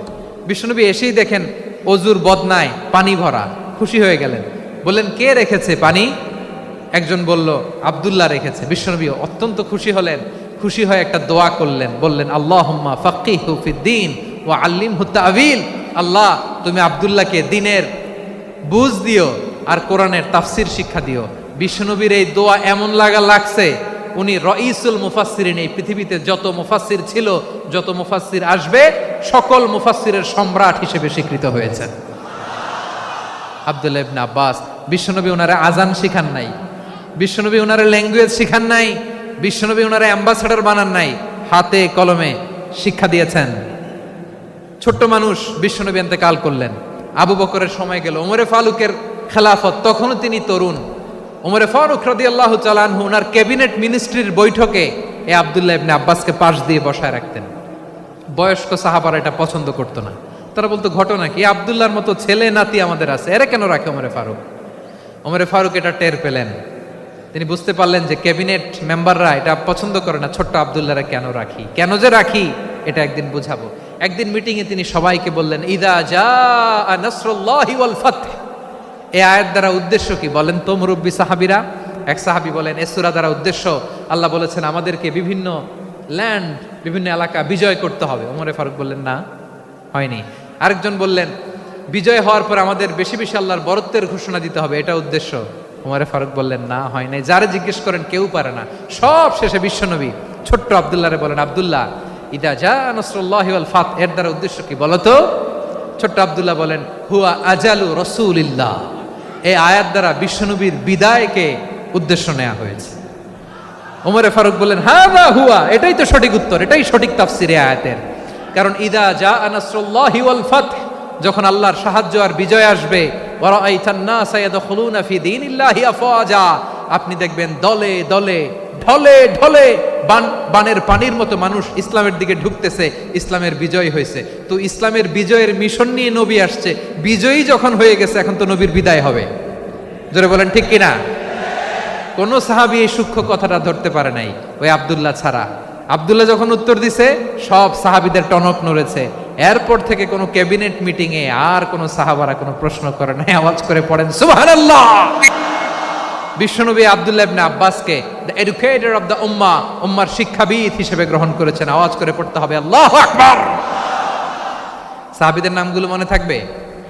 এক নম্বরে আবু মাহজুরা, মুয়াজ্জিন বানাইছেন। যায়েদ ইবনে সাবিত, দোভাষী, ট্রান্সলেটর অফ প্রফেট, এবং তিনি ছিলেন বিশ্বনবীর ব্যক্তিগত সচিব। Musab ibne Umair, the first ambassador and diplomat of Islam. Abdullah ibne Abbas, এই উম্মার সবচেয়ে বড় এডুকেটর, শিক্ষাবিদ। আরেকজন ছিল আব্দুল্লাহ ইবনে মাসউদ রাদিয়াল্লাহু তাআলা। দুই আব্দুল্লাহ, আব্বাস গেল, আরেকজন হচ্ছে মাসউদ। মক্কার তরুণ, ছাগল পালতো মুশরিকের। বিশ্বনবী আর আবু বকর রাদিয়াল্লাহু তাআলা আনহু একবার গেলেন, যে দেখে এই তরুণ দাঁড়ায় আছে। বিশ্বনবী বলেন আমি খুব ক্ষুধার্ত, তোমার কাছে কি দুধ আছে ছাগলের? আব্দুল্লাহ আছে, ওয়ালাকিন আনা মু'তামান, কিন্তু যে দুধ আছে এটা আমানতের, আমি দিতে পারবো না। বিশ্বনবী এইটা শুনেই তার টার্গেট করে ফেলছে। আনা মু'তামান, দুধ আছে কিন্তু এটা আমার মালিকের, আমি তো দরদ দেখাই, আমার মালিকের দুধ আপনি পথিক, আপনারে দিতে পারি না। বিশ্বনবী টার্গেট করে ফেলছেন, এরে আমার কাজে লাগাইতে হবে। বিশ্বনবী বলেন আচ্ছা ঠিক আছে, দুধ দিও না, কিন্তু এমন ছাগি আছে কিনা যেই ছাগির সাথে কোনো ছাগলের মিলন হয় নাই, তার ওলানে দুধও আসে নাই, বাচ্চাও নাই, এরকম ছাগির থেকে যদি আমি দুধ খাই তাহলে তো সমস্যা নাই। বলতেছে এরকম ছাগির থেকে দুধ খাইলে সমস্যা নাই, কারণ এরকম ছাগির ওলান থেকে দুধ আসবেও না। বলতেছে ঠিক আছে, এরকম একটা ছাগি নিয়ে আস। নিয়ে আসা হলো। বিশ্বনবী বিসমিল্লাহ বলে ওই ছাগির ওলানে হাত দিলেন। হাত দিতে দেরি, পুরো ওলানটা দুধে ভরে যেতে দেরি হয় না। বিশ্বনবী আর আবু বকর রাদিয়াল্লাহু তাআলা আনহু দহন করে পেট ভরে খেলেন। এই দৃশ্য আব্দুল্লাহ ইবনে মাসউদের হৃদয়ে দাগ কাটলো। এই মুজিজা দেখে তিনি বললেন আশহাদু আল্লা ইলাহা ইল্লাল্লাহ ওয়া আশহাদু আন্না মুহাম্মাদুর রাসূলুল্লাহ। তিনি ষষ্ঠ মুসলিম ছিলেন, 6 নম্বর মুসলমান। ওনাকে টার্গেট করে বিশ্বনবী দেখলেন এমন ইন্টেলেকচুয়াল ব্রেন, উনি সূক্ষ্ম সূক্ষ্ম জিনিস বুঝে বেশি, ফিকহি জ্ঞান ওনার মধ্যে বেশি। বিশ্বনবী ওনাকে কোরআনের জ্ঞান শিক্ষা দিতে লাগলেন। উনি বিশ্বনবী সবার কাছে কোরআন শোনায়, কিন্তু বিশ্বনবী নিজে আব্দুল্লাহ ইবনে মাসুদের কাছ থেকে কোরআন শুনতো। বিশ্বনবী একবার বললেন, ইকরা আলাইয়া ইয়া মাসুদ। ইবনে মাসুদ একবার শোনাও তো কোরআন দেখি। আব্দুল্লাহ ইবনে মাসুদ বলে, আকরাউ আলাইকা ওয়া আলাইকা উনজিল। নবী, আপনার উপর কোরআন নাজিল হয় আর আমি আপনার সামনে কোরআন পড়ব। বিশ্বনবী বললেন, ইন্নী উহিব্বু আন আসমাআহু মিন গায়রি। আমি নিজে পড়তে যেমনি ভালোবাসি, অন্যে পড়ুক আমি শুনবো, এটাও আমি ভালোবাসি। সূরা নিসা তিনি তেলাওয়াত করে শুনিয়েছেন। এমন সূক্ষ্ম সূক্ষ্ম বিষয় বিশ্বনবী উনাকে ধরিয়ে দিয়েছেন। উনি হয়ে গিয়েছেন, আব্দুল্লাহ ইবনে আব্বাস হয়েছেন রাইসুল মুফাসসিরিন, উনি হয়ে গিয়েছেন ফাকিহুল উম্মাহ। ওনার চাইতে বড় ফকি এই পৃথিবী আর দেখবে না। চিল্লায় বলেন সুবহানাল্লাহ। উনি বলতেন, ওয়াল্লাহি ওয়াল্লাহি ইল্লাযী লা ইলাহা গায়রু মা উনজিলাত সূরাতুন ইল্লা ওয়া আনা আ'লামু আইনা উনজিলাত ওয়া ফীমা উনজিলাত। বিশ্বনবী এমন ভাবে কোরআনের দার্স আমাকে দিয়েছেন, কোরআনে যত সূরা নাজিল হয়েছে, যেখানে নাজিল হোক না কেন আমি জানি এটা কোথায় নাজিল হয়েছে এবং কোন প্রেক্ষাপটে নাজিল হয়েছে। এমন একটা সূরা নাই যে সূরার কোথায় নাজিল হয়েছে আমি মাসুদের জানা নাই, কোন প্রেক্ষাপটে নাজিল হয়েছে আমার জানা নাই। এরকম ঘটবে না। চিল্লায় বলেন আল্লাহু আকবার। এই আব্দুল্লাহ ইবনে মাসউদ রাদিয়াল্লাহু তাআলা আনহু ওমরে ফারুকের সময় কুফার চিফ জাস্টিস ছিলেন। কুফা নগরীর চিফ জাস্টিস। চিফ জাস্টিস বুঝেন নাই? বিচারপতি। কি ছিলেন? সবাই বলে নাই, কি ছিলেন? বিচারপতি ছিলেন। এবং ওনার যে ফিকহি জ্ঞানের ধারা, এটাই আলকামা, ইব্রাহিম আন-নাখাই, হাম্মাদ ইবনে সুলাইমান হয়ে ইমাম আবু হানিফা পর্যন্ত পৌঁছেছে। এবং ওনার ফিকহি জ্ঞানের ধারাই হানাফি মাযহাবে অ্যাকসেপ্ট হয়েছে। আজও এগুলো হানাফি মাযহাবে চর্চিত হয়। হানাফি মাযহাবের সব ফিক আব্দুল্লাহ ইবনে মাসউদের ফিকহি জ্ঞানের ধারা থেকে নেওয়া হয়েছে। চিল্লায় পড়েন সুবহানাল্লাহ। তাহলে উনাকে বিশ্বনবী বানিয়েছেন জুরিস্ট, আইনবিদ, ফাকিহ। উনারে আজান শিখান নাই। হিউম্যান রিসোর্স ডেভেলপমেন্ট কিভাবে করবেন, মানব সম্পদের উন্নয়ন কিভাবে করতে হয়, কিভাবে যার যেখানে প্রতিভা কাজে লাগাতে হয় উনি দেখিয়েছেন। সুবহানাল্লাহ পড়বেন না? খালিদ বিন ওয়ালিদ নাম শুনছেন? কে কে শোনেন নাই হাত তোলেন। কি ছিলেন? বীর যোদ্ধা ছিলেন খালিদ বিন ওয়ালিদ। কিন্তু তিনি ইসলাম ধর্ম গ্রহণ করেছেন অনেক দেরিতে, 8ম হিজরিতে। তার মানে 8ম হিজরির আগে উনি মুশরিকদের পক্ষে লড়াই করেছেন। ওনার হাতে কত মুসলিম সাহাবী যে নিহত হয়েছে হিসাব নাই। বিশ্বনবী টার্গেট করে রাখছে, তুমি আমাদের মুসলিমদের এত ক্ষতি করলা, তুমি যখন মুসলমান হবা তোমারে দিয়ে আমি এমন কাম করামু যে এটা আর কেউ করতে পারবে না। সুবহানাল্লাহ নাই? যশোর ক্লান্ত হয়ে গেছে।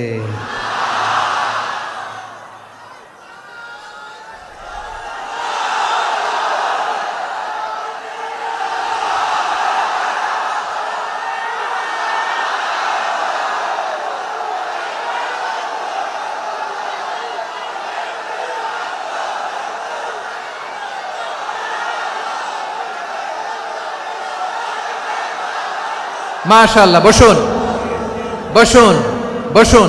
খালিদ বিন ওয়ালিদ রাদিয়াল্লাহু তাআলা আনহু 8ম হিজরিতে মুসলিম হয়েছেন, মক্কা বিজয়ের আগে। তো মক্কা বিজয়ের আগে যখন মুসলিম হয়েছেন, এর আগে কি করছেন? কাফিরদের সাথে যুদ্ধ করেছেন। উনি উহুদের যুদ্ধে মুসলমানদের যে পরাজয় ভাব, কঠিন পরিস্থিতির মুখোমুখি উনার কারণে পেছন থেকে এমন আতর্কিত আক্রমণ করেছেন, মুসলমানদেরকে কচুকাটা করেছেন। 8ম হিজরিতে আল্লাহ তাআলা হেদায়েতের নূর দিয়ে ওনার হৃদয়টাকে উজালা করে দিলেন। লা ইলাহা এটা এমন বাণী যার হৃদয়ে একবার টাচ খাবে, এইটা থেকে সে আর পালিয়ে বেড়াতে পারে। ঝিনুকের ভেতর লুকিয়ে থাকে যেমন মতি, ঝিনুকের ভেতর লুকিয়ে থাকে যেমন মতি, কলমা শাহাদাতে আছে আল্লাহর জ্যোতি, কলমা শাহাদাতে আছে আল্লাহর জ্যোতি। ঠিক কিনা বলেন?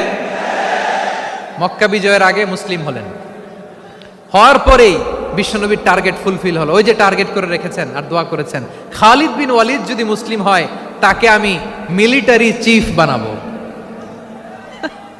ওনাকে আজান শিখান নাই, ওনারে কান ধইরা নামাজের এই মাথা থেকে ওই মাথা আনান নাই, ফিকহি কোরআনের সূক্ষ্ম তাফসীর ওনারে শিখান নাই, অ্যাম্বাসেডর বানান নাই।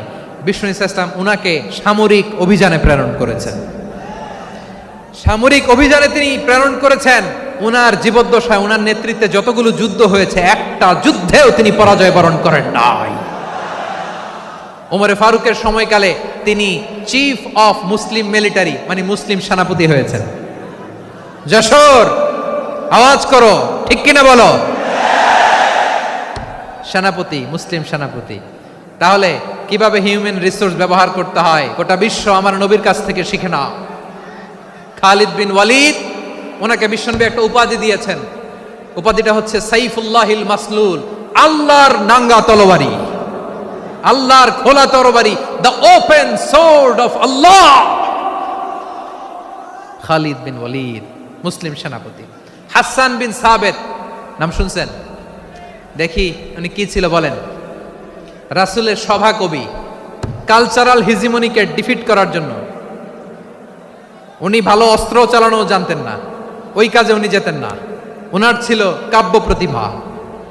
কাব্য প্রতিভা, কাফিররা কবিতা দিয়ে নবীকে গালি দিত। বিশ্বনবী বলতেন, ইয়া হাসান আজিব আন রাসূলিল্লাহ, তুমি নবীর হয়ে কাফেরদের এই কথাগুলোর জবাব দাও। বিশ্বনবীর একটা মিম্বার ছিল। বিশ্বনবীর মিম্বারের পাশাপাশি মসজিদে নববীতে এই হাসান বিন সাবেতের জন্য বিশ্বনবী একটা স্পেশাল মিম্বার বানিয়ে দিয়েছেন। এখান থেকে তুমি জবাব দাও। এবং বিশ্বনবী বলেছেন, আল্লাহুম্মা আইয়িদহু বিরূহিল কুদুস। আল্লাহ, হাসান আমার পক্ষে জবাব দেয়, তুমি জিব্রাইল মারফত তাকে সাহায্য পাঠাইয়া দিও। রাসূল সাল্লাল্লাহু আলাইহি ইসলামের সভা কবি, the poet of the prophet, নবীর কবি। উনি কবিতা দিয়ে এমন উচ্চাঙ্গের ভাষায় কবিতা দিয়ে তিনি জবাব দিতেন, কাফিরদের গা শিহরে যেত, তাদের হৃদয়ে আগুন ধরে যেত। তাহলে এরকম কবিরও দরকার আছে না নাই? এখন যাকে আল্লাহ দিছে কাব্য প্রতিভা, এরা যদি আপনি যুদ্ধের ময়দানে পাঠান হবে? যারে দিছে সুরেলা গলা, এরা যদি অ্যাম্বাসেডর বানান হবে না। হাসান বিন সাবেত ছিলেন বিষ্ণু ইসলামের কবি। হুযায়ফা ইবনুল ইয়ামান বিশ্বনবীর গোয়েন্দা বিভাগের প্রধান। কিসের প্রধান? হুযায়ফা ইবনুল ইয়ামান। ওনার ছিল ডিটেকটিভ মাইন্ড, ডিটেকটিভ মাইন্ড, গোয়েন্দা বিভাগের প্রধান। এবং উনি হচ্ছেন সাহিবু সিররি রাসূলিল্লাহ, রাসূল সাল্লাল্লাহু আলাইহি ওয়াসাল্লামের গোপন তথ্যের ধারক বাহক। নবীর যেই কথা কেউ জানে না, সব হুযায়ফার পেটের ভিতরে ছিল। সুবহানাল্লাহ পড়েন। মদিনার যত ইহুদিদের একটা লিস্ট ছিল, এই লিস্ট শুধু দুইজন জানতো, বিশ্বনবী আর হুযায়ফা। সুবহানাল্লাহ পড়বেন না? তাহলে উনাকে কোন দায়িত্ব দিছে? কোন বিভাগ? যশোর আওয়াজ করো, কোন বিভাগ? গোয়েন্দা বিভাগের হেড ছিল। খন্দকের যুদ্ধে প্রচন্ড আজকের মতো শৈত্য প্রবাহ, মাটি খনন করতে করতে সাহাবীদের পেটে ক্ষুধা নাই, দাঁড়াইতে পারে না নামাজের জন্য, এত ক্লান্ত, ক্ষুধা, ক্লান্ত, শ্রান্ত। বিশ্বনবী বললেন, কে আছো? এই কঠিন শীত, এই ভয় আর ক্ষুধার মধ্যেও খন্দকের পরীক্ষার টপকে শত্রু শিবিরে যে আমাকে তথ্য দিবা, কে আছো? কারো গায়ে শক্তিই নাই যে দাঁড়াবে, কেউ দাঁড়ায় না।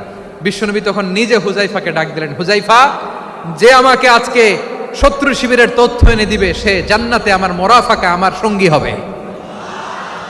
হুযায়ফা রাদিয়াল্লাহু ইবনুল ইয়ামান জীবনের ঝুঁকি নিয়ে এই ক্ষুধা, শৈত্য প্রবাহ, কোল্ড ওয়েভসকে উপেক্ষা করে পরীক্ষা টপকে শত্রু শিবিরে যে সবার কথাগুলো চুপে চুপে শুনে বিশ্বনবীর দরবারে এসে গোয়েন্দাদের মতো তথ্য সরবরাহ করেছে।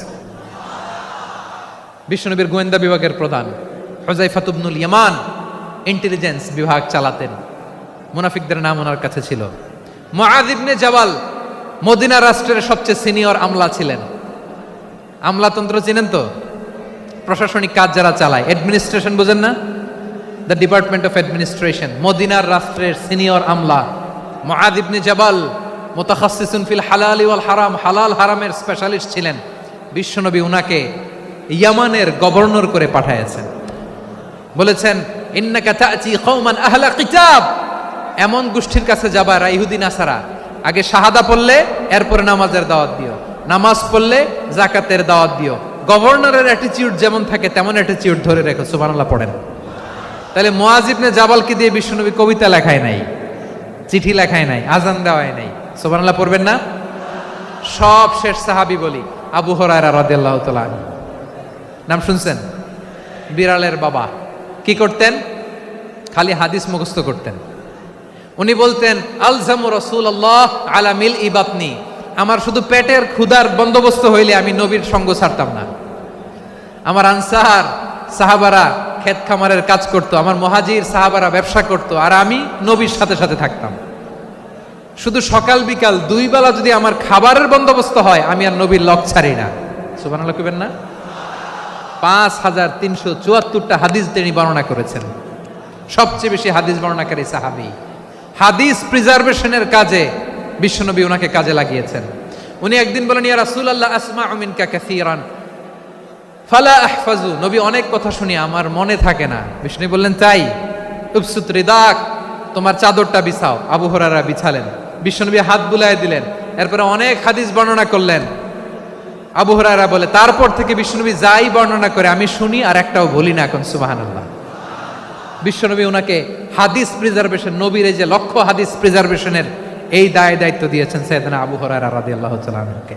প্রিয় ভাইরা, তাহলে 10 জন সাহাবীর কথা যে বললাম, আপনারা কি খেয়াল করেছেন কত বড় ট্যালেন্ট হান্টার, চৌকস ট্যালেন্ট হান্টার ছিল আমার নবী। এক একজনের এক এক ট্যালেন্ট, এক এক কাজে অ্যাসাইন করেছেন, এক একজনকে এক এক দায়িত্ব দিয়েছেন, এক একজনের প্রতিভাকে এক একভাবে বিকশিত হওয়ার সুযোগ দিয়েছেন। আওয়াজ করে বলেন ঠিক কি না? এখন আমার পর্দার আড়ালে আমার মায়েরা বলবে, এতগুলো পুরুষ সাহাবীর কথা বললো, নারী সাহাবীরা কি কিছু করে নাই? হ্যাঁ, একজন নারী সাহাবীর কথা বলে মোনাজাত হবে, দোয়া ছাড়া কেউ যাব না। রুফাইদা আল আসলামিয়া রাদিয়াল্লাহু তাআলা আনহা, ওনার বাবার নাম সাআদ আল আসলামি। বিশ্বনবী কি খেয়াল করলেন দেখেন, সাআদ ছিল মদিনার বড় ডাক্তার। এই নারী সাহাবী রুফাইদা বাবার কাছ থেকে চিকিৎসা বিদ্যা শিখেছেন। যখন শিখছে, বিশ্বনবী দেখলেন আমার তো প্রতি সপ্তাহে সপ্তাহে যুদ্ধে আহত সাহাবীদের সেবা দিবে কে? বিশ্বনবী রুফাইদাকে বললেন, রুফাইদা তুমি মসজিদে নববীর পাশে একটা মেডিকেল ক্যাম্প করো। এই যে সাকিনা আদ্দিন মেডিকেলের আমার ছাত্রী বন্ধুরা শুনে রাখো, তোমাদের আইকন হচ্ছে এই রুফাইদা আল আসলামিয়া। বিশ্বনবীর ডিরেকশন অনুযায়ী তিনি মসজিদে নববীর পাশে একটা মেডিকেল ক্যাম্প করলেন এবং আহত সাহাবাদের চিকিৎসা উনি ওনার টিম নিয়ে দিতেন। বিশ্বনবীর পরামর্শে উনি আনসারি এবং মুহাজির মহিলা সাহাবীদেরকে নিয়ে একটা স্পেশাল মেডিকেল টিম গঠন করলেন। খায়বার যুদ্ধে 7ম হিজরিতে যখন বিশ্বনবী যায়, উনি ওনার টিম নিয়ে আসলেন, বললেন ইয়া রাসূলুল্লাহ, আমরা তো তলোয়ার চালাতে পারি না, আমরা তো তীর মারতে পারি না, আপনি যদি অনুমতি দেন খায়বার অভিযানে আমি আমার টিম নিয়ে মেডিকেল টিমের সেবাটা সার্ভিসটা দিতে চাই। পড়েন সুবহানাল্লাহ। বিশ্বনবী অনুমতি দিলেন, যোদ্ধা সাহাবীদের সাথে রুফাইদা আল আসলামিয়া উনিও মেডিকেল টিম নিয়ে অগ্রসর হলেন। খায়বারের প্রতিটা আহত ইনজুর্ড সাহাবী যারা ইনজুরির শিকার হয়েছেন সবাই রুফাইদা আল আসলামিয়ার এই মেডিকেল ক্যাম্প থেকে চিকিৎসা সহায়তা পেয়েছেন। সুবহানাল্লাহ পড়েন। দেখেন কিভাবে বিশ্বনবী ট্যালেন্ট বাছাই করতেন। আপনি অবাক হবেন, বাহরাইনের মেডিকেল ইউনিভার্সিটিতে রুফাইদা আল আসলামিয়া মেডিকেল প্রাইজ অ্যাওয়ার্ড প্রতি বছর দেয়া হয়। যদি 8 দিনের এই মেডিকেল, আমার বোনেরা যদি জেনে থাকো জানো, না হলে নতুন করে জানো, সার্চ দিও রুফাইদা আল আসলামিয়া মেডিকেল অ্যাওয়ার্ড বাহরাইনের ইউনিভার্সিটিতে দেওয়া হয়। প্রিয় ভাইয়েরা, তাহলে আলোচনার সামারি আমরা করি। বিশ্বনবী যার যেখানে ট্যালেন্ট তাকে ওইখানে কাজে লাগাতেন। আওয়াজ করে বলেন ঠিক কিনা? এবার একটা ইন্টারভিউ হবে, আওয়াজ করে বলেন আবু মাহজুরাকে বিশ্বনবী কি বানাইছেন? হ্যাঁ, ভুলে গেছেন? সামনের চুলে হাত দিয়ে বিশ্বনবী কি সুন্দর গলায় আজান শিখালেন। মুয়াজ্জিন। যায়েদ বিন সাবিতকে একাডেমিক প্রজেক্টের দায়িত্ব দিয়েছেন, তিনি ছিলেন বিশ্বনবীর দোভাষী ব্যক্তিগত সচিব। Musab ibne Umair, the first ambassador of Islam. Abdullah ibne Abbas, উম্মার বড় শিক্ষাবিদ মুফাসসির। আব্দুল্লাহ ইবনে মাসউদ ছিলেন জুরিস্ট। কি ছিলেন? জুরিস্ট ছিলেন, এই উম্মার সবচেয়ে বড় জুরিস্ট। খালিদ বিন ওয়ালিদ, সেনাপ্রধান। হাসান বিন সাবিত ছিলেন বিশ্বনবীর সভাকবি। কি ছিলেন? বিশ্বনবীর সভাকবি ছিলেন। এরপরে হুযায়ফা ইবনুল ইয়ামান কি ছিলেন? গোয়েন্দা বিভাগের প্রধান। মুআয ইবনে জাবাল কি ছিলেন? সিনিয়র আমলা। ইয়ামানের গভর্নর। আবু হুরায়রা রাদিয়াল্লাহু তাআলা আনহু হাদিস প্রিজার্ভেশনের কাজ করেছেন। আর আমাদের রুফাইদা আল আসলামিয়া রাদিয়াল্লাহু তাআলা আনহা কি ছিলেন? নার্স ছিলেন। নার্স হয়ে মেডিকেল সেবা দিয়েছেন। প্রিয় ভাইয়েরা, পুরো আলোচনার যদি সামারি করি তাহলে বিশ্বনবী যেভাবে হিউম্যান রিসোর্সকে ম্যানেজ করেছেন, যার যেখানে প্রতিভা কাজে লাগিয়েছেন, আমরাও যদি করি আমাদের বাংলাদেশের চিত্র আমরা পাল্টে যেতে পারবো। আমরা শুরুতে শুনেছি মানুষের আছে অসীম সম্ভাবনা, প্রতিটা মানুষ অনন্য, যত্ন নিলে, যথাযথ পরিচর্যা করলে মানুষ বিশ্ব জয় করতে পারে, ঠিক কিনা? আমাদের হাফেজে কোরআনের সামনে দাঁড়াতে পারে এমন কোন হাফেজে কোরআন আল্লাহর জমিনে জন্ম হয় নাই। গোটা বিশ্ব কাঁপিয়ে তারা সেরা। আমাদের ক্রিকেটাররা সেরা, আমাদের তৈরি পোশাক শিল্প সেরা। এরকম অনেক অনেক সেরা জিনিস আছে, আমরা এগুলোরে নার্চারিং করতে পারি নাই, পরিচর্যা করতে পারি নাই, সঠিক তারবিয়াতের অভাব। তাহলে মানুষের অসীম সম্ভাবনাকে কাজে লাগাতে হবে, ঠিক কিনা বলেন? ইউনুস গভর্নমেন্টকে আমি বলবো, অল্প সময়ের জন্য আপনারা এসেছেন, সংস্কারও করতে হবে, আবার নির্বাচনও করতে হবে। সব সংস্কার হতে করতে পারবেন না, যতটুকু পারবেন এর মধ্যে আমাদের যে হিউজ ম্যান পাওয়ার, আমাদের যে মানব সম্পদ, হিউম্যান রিসোর্স, এটাকে ডেভেলপ করে আপনাদের যেতে হবে। যেটা পারবেন না সেটাকে পরবর্তী নির্বাচিত গভর্নমেন্টের কাছে রেখে যেতে হবে, যে তারা যেন করে, তাদের কাছে আপনারা এটা রেখে যাবেন। তাহলে মানুষ চাইলে বিশ্ব জয় করতে পারে। আর মানুষকে হারাতে পারে কেউ? জোরে বলো যশোর, মানুষকে হারাতে পারে কেউ? আল্লাহ আমাদেরকে জনসংখ্যা দিয়েছেন প্রিয় ভাইয়েরা। এই জনসংখ্যা অনেক বড় সম্পদ, এটা আমাদের জন্য অভিশাপ নয়, আশীর্বাদ। আমাদের জনসংখ্যাকে যদি আমরা জনশক্তিতে রূপান্তর করতে পারি, আজকে বাংলাদেশ যে অবস্থানে দাঁড়িয়ে আছে, বাংলাদেশ তার 20 গুণ উন্নতির শিখরে চলে যাবে। চিল্লায় বলো ঠিক কিনা? আমাদের শ্রমিক ভাইয়েরা বাইরে কাজ করে, আমাদের শ্রমজীবী ভাইয়েরা, প্রবাসীরা, তাদের ব্যাপারে গুরুত্ব দিতে হবে। আমাদের শ্রমের দাম সবচেয়ে কম, সবচেয়ে কম। তারা এম্বাসিতে গুরুত্ব পায় না, এয়ারপোর্টে গুরুত্ব পায় না। এই সরকার অবশ্য তাদেরকে অনেক গুরুত্ব দিচ্ছে। আমাদের অদক্ষ শ্রমিককে যখন আমরা দুবাই পাঠাই, অল্প বেতন পায়, কিন্তু ইন্ডিয়ানরা দক্ষ শ্রমিক পাঠাইলে তার 3 গুণ বেতন পায়। আমরা আমাদের শ্রমিকদেরকে অদক্ষ ভাবে আর পাঠাতে চাই না, দক্ষ শ্রমিক পাঠিয়ে আমরা রেমিটেন্সের বন্যা বইয়ে দেব। আমাদের শ্রমিকদের পাঠানো রেমিটেন্সের টাকায় সচল থাকে আমার দেশের অর্থনীতির চাকা। তাদেরকে সবচেয়ে গুরুত্ব দিতে হবে। আমরা পেয়েছি ফ্রিডম ফাইটার, মুক্তিযোদ্ধা, আর আমার প্রবাসী ভাইরা হচ্ছে রেমিটেন্স ফাইটার। জোরে বলো ঠিক কিনা? তাহলে আমাদের এই জনশক্তিকে জনসম্পদে ট্রান্সফর্ম করতে হবে, ঠিক কিনা বলেন? সরকার জনগণকে এভাবে পলিশ করতে হবে। মা বাবারা ছেলে মেয়েদের মধ্যে কার কোন যোগ্যতা, তাকে ওইভাবে কাজে লাগাতে হবে। সবার A+ পাওয়ার কোনো দরকার নাই। আমাদের দেশে একটা টেন্ডেন্সি আছে, পরীক্ষায় A+ না পাইলে কই তুই কি করলি, পাশের বাড়ির ছেলে A+ পাইছে, যা ওর পা ধোয়া পানি খা। কি খা? তা আমি ভাবছি যে পা ধোয়া, A+ পাওয়া ছেলেদের পা ধোয়া পানির একটা পানির ব্র্যান্ড বানাইতে হবে। এরকম লেখা থাকবে, A+ পাওয়া ছেলেদের পা ধোয়া পানি। খাওয়া নাই, এগুলার খাওয়া নাই। ওরে আল্লাহ A+ পাওয়ার জন্য বানাইছে, আর আপনার ছেলেকে এই A+ গুলারে নিয়ন্ত্রণ করার জন্য আল্লাহ বানাইছে। ওকে দিয়ে আল্লাহ কি করবে আপনি জানেনই না। একটা A+, একটা A গ্রেড একটা মানুষের জীবনকে ঠিক করে দিতে পারে না। আপনার ছেলেকে আল্লাহ অন্যদিকে যোগ্যতা দিয়েছে। ওদের মনোবল ভাঙবেন না, খবরদার, খবরদার। ছেলে মেয়েদের মনোবল ভাঙবেন না। যাকে দিয়ে যেটা হবে তাকে দিয়ে সেটা করতে হবে, তার প্রতিভাকে সেভাবে কাজে লাগাতে হবে। তাহলে বাংলাদেশ, আমাদের এই জনসংখ্যা জনসম্পদে রূপান্তরিত হবে। আমাদের সরকারের তত্ত্বাবধানে আমাদের 18 কোটি জনগণ দক্ষ জনশক্তিতে রূপান্তরিত হোক, আমরা চাই কি চাই না? আমরা ভালো মানুষ, শ্রেষ্ঠ মানুষ হতে চাই কি চাই না? ওই জাপানিজদের মতো সৎ, ওই ইউরোপিয়ানদের মতো কালচার্ড। আমাদেরকে আল্লাহ তাআলা কোরআন সুন্নাহ অনেক কিছু দিয়েছেন। যেহেতু বর্তমানে আমরা দেখছি তারা সৎ, তাদের মধ্যে ভ্যালু আছে, সেগুলো আমাদের মধ্যে আনার দরকার আছে না নাই? আর ইসলাম দিয়ে আমাদের জীবনকে সাজাতে হবে, ইসলাম দিয়ে আমার পরিবারকে সাজাতে হবে। ইসলাম থেকে, কোরআন থেকে প্রেসক্রিপশন না নিলে জীবন সুন্দর হবে না। কোরআন থেকে প্রেসক্রিপশন না নিলে সমাজ সুন্দর হবে না। কোরআনের প্রেসক্রিপশন না মানলে রাষ্ট্র সুন্দর হবে না। কোরআনের প্রেসক্রিপশন অ্যাপ্লাই না করলে শুধু দুর্নীতি দমন কমিশন দিয়ে দুর্নীতি বন্ধ করা যাবে না। এজন্য কোরআনের আইন আমরা চাই কি চাই না? প্রিয় ভাইয়েরা, হিউম্যান রিসোর্স ডেভেলপমেন্ট, মানব সম্পদের উন্নয়ন, আমাদের সরকার যেন এদিকে নজর দেয়। আমরা যেন এই ব্যাপারে যত্নবান হয়ে উঠি। যাকে আল্লাহ যে যোগ্যতা দিয়েছে, এই যোগ্যতা দিয়ে আমরা যেন ইসলামের জন্য, দেশের জন্য কাজ করি। আমরা যেন আমাদের স্কিল ডেভেলপ করি, আমাদের পটেনশিয়ালকে ডেভেলপ করি। মোরালিটি, ভ্যালিউজ নিয়ে শায়েখ আহমদুল্লাহ আলোচনা করেছেন, এগুলো দিয়ে যেন আমরা আমাদেরকে সাজাই। আল্লাহ তাআলা আমাদের দেশকে তুমি নিরাপদ করো, আমরা পড়ি আমিন। আল্লাহ আমার 18 কোটি জনগণকে তুমি জনশক্তিতে রূপান্তরিত করো, আমিন। আল্লাহ আমরা হাতে হাত রেখে, কাঁধে কাঁধ মিলিয়ে, ভাইয়ে ভাইয়ে যেন এই দেশকে গড়তে পারি, আল্লাহ তুমি তৌফিক দান করো, আমরা পড়ি আমিন।